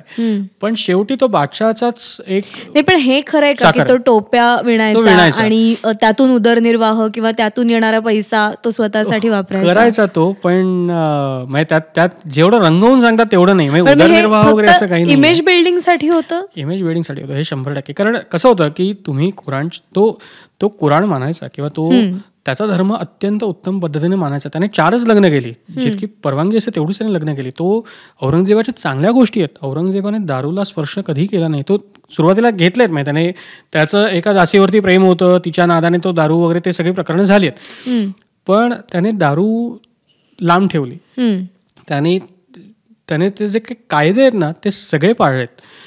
औरंगजेबाच्या चांगल्या गोष्टी सांगण्यासारख्या खरंच आहेत. म्हणजे शेतकऱ्यांच्या बाबतीत आपण शिवाजी महाराजांचं जे धोरण म्हणतो, औरंगजेबाचंही धोरण बहुतांशी असं आहे. 69 सालचं, म्हणजे ज्यावेळेला हे धार्मिक धोरण त्याचं इतकं क्लिष्ट होत जातंय, 69 साली गुजरातच्या सुभेदाराला औरंगजेबानी ती फरमानं नाही म्हणतात आपल्याला त्याला, पण त्याच्यात कलम आहेत. 18 कलमी एक तो तह आहे सगळा. तर तह मी म्हणतोय, तो कागदाचा प्रकार वेगळा आहे, पण तो सगळा जदुनाथांनी छापलाय. त्याच्यात औरंगजेबाची शेतकऱ्यांविषयीची काळजी, त्यात शेतकऱ्यांची काळजी खरं सांगायचं नसेलही, ते कदाचित त्याला खजिना भरायचा महसूल हवा त्याला, पण तो कुठेही हे सांगत नाही की शेतकऱ्यांवरती बळजबरी करून ते करून घ्या. शेतकऱ्यांना जे शिवाजी महाराजांचं एक पत्र आहे आपल्याकडे 1675 सालचं, तुकोराम नावाचा एक सुभेदार होता, ज्याला शिवाजी महाराजांनी ते सगळं सांगितलंय. आणि रामाजी अनंत नावाचा दुसरा सुभेदार आहे, त्याला सेम पद्धतीचं पत्र आहे. शिवाजी महाराजांची पत्रातली वाक्य अशी आहेत की एखादा माणूस, एखादा शेतकरी, कुळंबी किंवा कुणबी म्हणजे शेतकरी, त्याच्याकडे जर बैल नसतील, त्याच्या 2 बैलजोडींपैकी, त्याच्या बैलजोडीपैकी एक बैल जाया झाला असेल, त्याच्याकडे नांगर नसेल, त्याच्याकडे धान्य नसतील, ते जे पेरावं लागतं बियाणं ते नसेल, अवजारं नसतील, ही सगळी गोष्ट, ही सगळी कसर तुम्ही सरकारातून भरून काढा. तुम्ही त्या शेतकऱ्याला त्याच्या पायावरती उभं राहता येईल अशी सगळी मदत द्या. एक महत्वाचं आहे त्याच्या पुढचं, हे थोडं मी ॲडिशनली सांगतोय, पण आत्ताच्या राजकारणाशी रिलेट करण्याकरता मी सांगतोय. आता म्हणजे शिवाजी महाराजांच्या नावाखाली आपण सगळं फुकट द्यायला बघतो. शिवाजी महाराजांचं त्या पत्रातलं वाक्य अतिशय महत्वाचं आहे. ते रयतेच्या देठास रास व दुरुस न वर्तणे हे त्याच्यात आहेच आहे, पण त्यातलं एक वाक्य असं आहे की तुम्ही शेतकऱ्यांना ही जी सगळी मदत करताय त्याच्यात तुम्ही व्याज घेऊ नका, पण ते जे मुद्दल दिलं आहे, कॅपिटल अमाऊंट जी तुम्ही इन्व्हेस्ट केली आहे, ती कॅपिटल अमाऊंट पुढच्या काही वर्षाच्या आत ही सरकारात परत जमा झाली पाहिजे. त्यांना फुकटात नाही द्यायचं तुम्हाला. कारण आहे, 2 कारण आहेत. शेतकऱ्यांना स्वाभिमान असतो, तुम्ही शेतकऱ्यांचा स्वाभिमान हिरावून घेऊ नका. त्यांना कष्ट त्यांचे आहे, त्या कष्टाचं मोल होऊ द्या. आत्ता त्यांना गरज आहे, तुम्ही त्यांना एक हात द्या पडत्या काळात त्यांच्या, पण तुम्ही त्यांना जर सवय लावाल सगळं फुकट देण्याची, तर ते कष्ट घेणारच नाहीत, ते स्वाभिमान जगणार नाही. सेम गोष्ट औरंगजेबाच्या या 69 सालच्या फरमानात आहे, म्हणजे त्या कागदात आहे, 18 कलमी कागदात. तो त्या गुजरातच्या सुभेदाराला आदेश देतोय की शेतकरी हे माझ्याकरता महत्वाचं आहे. उघड लिहिलं आहे, शेतकऱ्यांना जे जे काही लागेल ते तू सगळं दे. त्यात हेही उल्लेख आहेत की जर शेतकऱ्याला असं वाटत असेल की बाबा मी शेती करायची नाही, इथे शिवाजी महाराजांचं कसं धोरण वेगळं बघा. औरंगजेबाची त्यातली वाक्य असे आहेत की एखादा शेतकरी म्हणत असेल की मी शेती करणार नाही, तर त्याच्याकडनं जबरदस्तीने शेती करवून घ्या, हे औरंगजेब सांगतो, जे शिवाजी महाराज सांगत आहेत. हे महाराजांचं मोठेपण आहे की बळजबरीने त्याच्याकडनं करून घेऊ नका, पण औरंगजेब तेच सांगतोय. पण दुसरीकडे जर शेतकऱ्याला इच्छा आहे तर तुम्ही त्याच्याकडनं, जर त्याची महसूल देण्याची ताकद नाही आहे तर शेतकऱ्याला पहिल्यांदा त्याच्या पायावरती उभं राहू द्या, त्याच्याकडनं ते काम करून घ्या, त्याच्याकडनं ती लावणी, पेरणी, संचणी जी काही आहे ती सगळी घ्या. उगवणी वगैरे झाली, तो महसूल, त्याचं पीक आलं की मग 2 गोष्टी होतात. तो जर पैशाच्या रूपात देत असेल, धान्याच्या रूपात देत असेल, जे काही टिपिकल असतं ते घ्या. असा 1.5 हिस्सा जो करायचा असतो तो तुम्ही व्यवस्थित त्याच्याकडनं घ्या. ती 18 कलमं आहेत, म्हणजे मी सगळी कलमं आता जात नाही, मी जदुनाथांनी ती सगळी 18च्या 18 कलमं पब्लिश केलेत.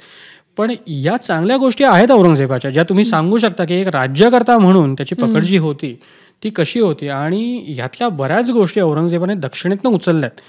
मलिक अंबरची पद्धत नंतर आपण अडॉप्ट केली होती.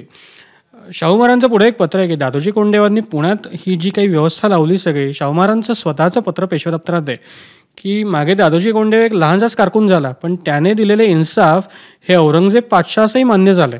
त्याचा अर्थ असा की दक्षिणेतल्या काही चांगल्या गोष्टी या औरंगजेबाने अडॉप्ट केल्या आहेत, त्या त्याच्या राज्याकरता उत्तम आहेत हे. पण दुसरीकडे ही नाण्याची एक बाजू झाली, त्याची दुसरी जी धर्माची बाजू आहे ती डळमळीत आहे. म्हणजे तिथे औरंगजेबाचं त्याची भलामण करणं किंवा त्याची बाजू घेणं हे तुम्ही जर निपक्षपाती इतिहासकार म्हणत असाल तर ते तुम्हाला शक्य नाही होत. तुम्हाला पुरावे नजरेआड नाही करून चालत. नाही, हा मध्ययुगीन भारतातला हा जो इतिहास आहे आणि या इतिहासातली जी पात्र आहेत त्यांचे एवढे कंगोरे आहेत, त्यांचे एवढे पैलू आहेत की प्रत्येक पैलूवर आपण जवळपास तासभर बोलू शकतो खरं तर. पण इतिहास ही अशी विषय आहे ना, असा विषय आहे ना कौस्तुभ, की त्याच्यामधून जे चांगलं आहे ते तुम्ही घ्या. तुम्हाला जर रंजनात्मक इतिहास ऐकायचा असेल तर तुम्ही ऐका, 100%. पण त्यासोबतच तथ्य, इतिहास, पुरावे या सगळ्यांचा विचार करून इतिहासातून काय शिकायचं हे ज्याचं त्याचं ज्याने त्याने ठरवलं पाहिजे. सध्याच्या काळात इतिहास हा फक्त वाद आणि सामाजिक तेढ याच्यासाठी त्याचा वापर होताना दिसतोय. खरा इतिहास या सगळ्यामध्ये खूप मागे राहतोय आणि ह्याच्यामध्ये तुझ्यासारखे काही तरुण जे आहेत ते तथ्याधिष्ठित इतिहासासाठी आग्रही आहेत, जे खूप जास्त गरजेचं आहे. कोणतीही झापडं न लावता इतिहासाकडे बघणं गरजेचं आहे, तरच आपल्याला त्याचा एक व्यापक कॅनव्हास बघता येऊ शकतो. आणि आज औरंगजेबाच्या निमित्तानं तू तो सगळा आमच्यासमोर उलगडलास. या गप्पा खरं तर खूप छान सुरू आहेत, खूप रेफरन्सेस मिळत आहेत, खूप माहिती जमा होती आहे. पण या पॉडकास्टमध्ये आत्ता आपल्याला इथेच थांबण्याची वेळ झाली आहे. पुन्हा एकदा भेटूया नव्या पॉडकास्टमध्ये नव्या विषयासह. पाहत रहा एबीपी माझा. एबीपी माझा, उघडा डोळे बघा नीट.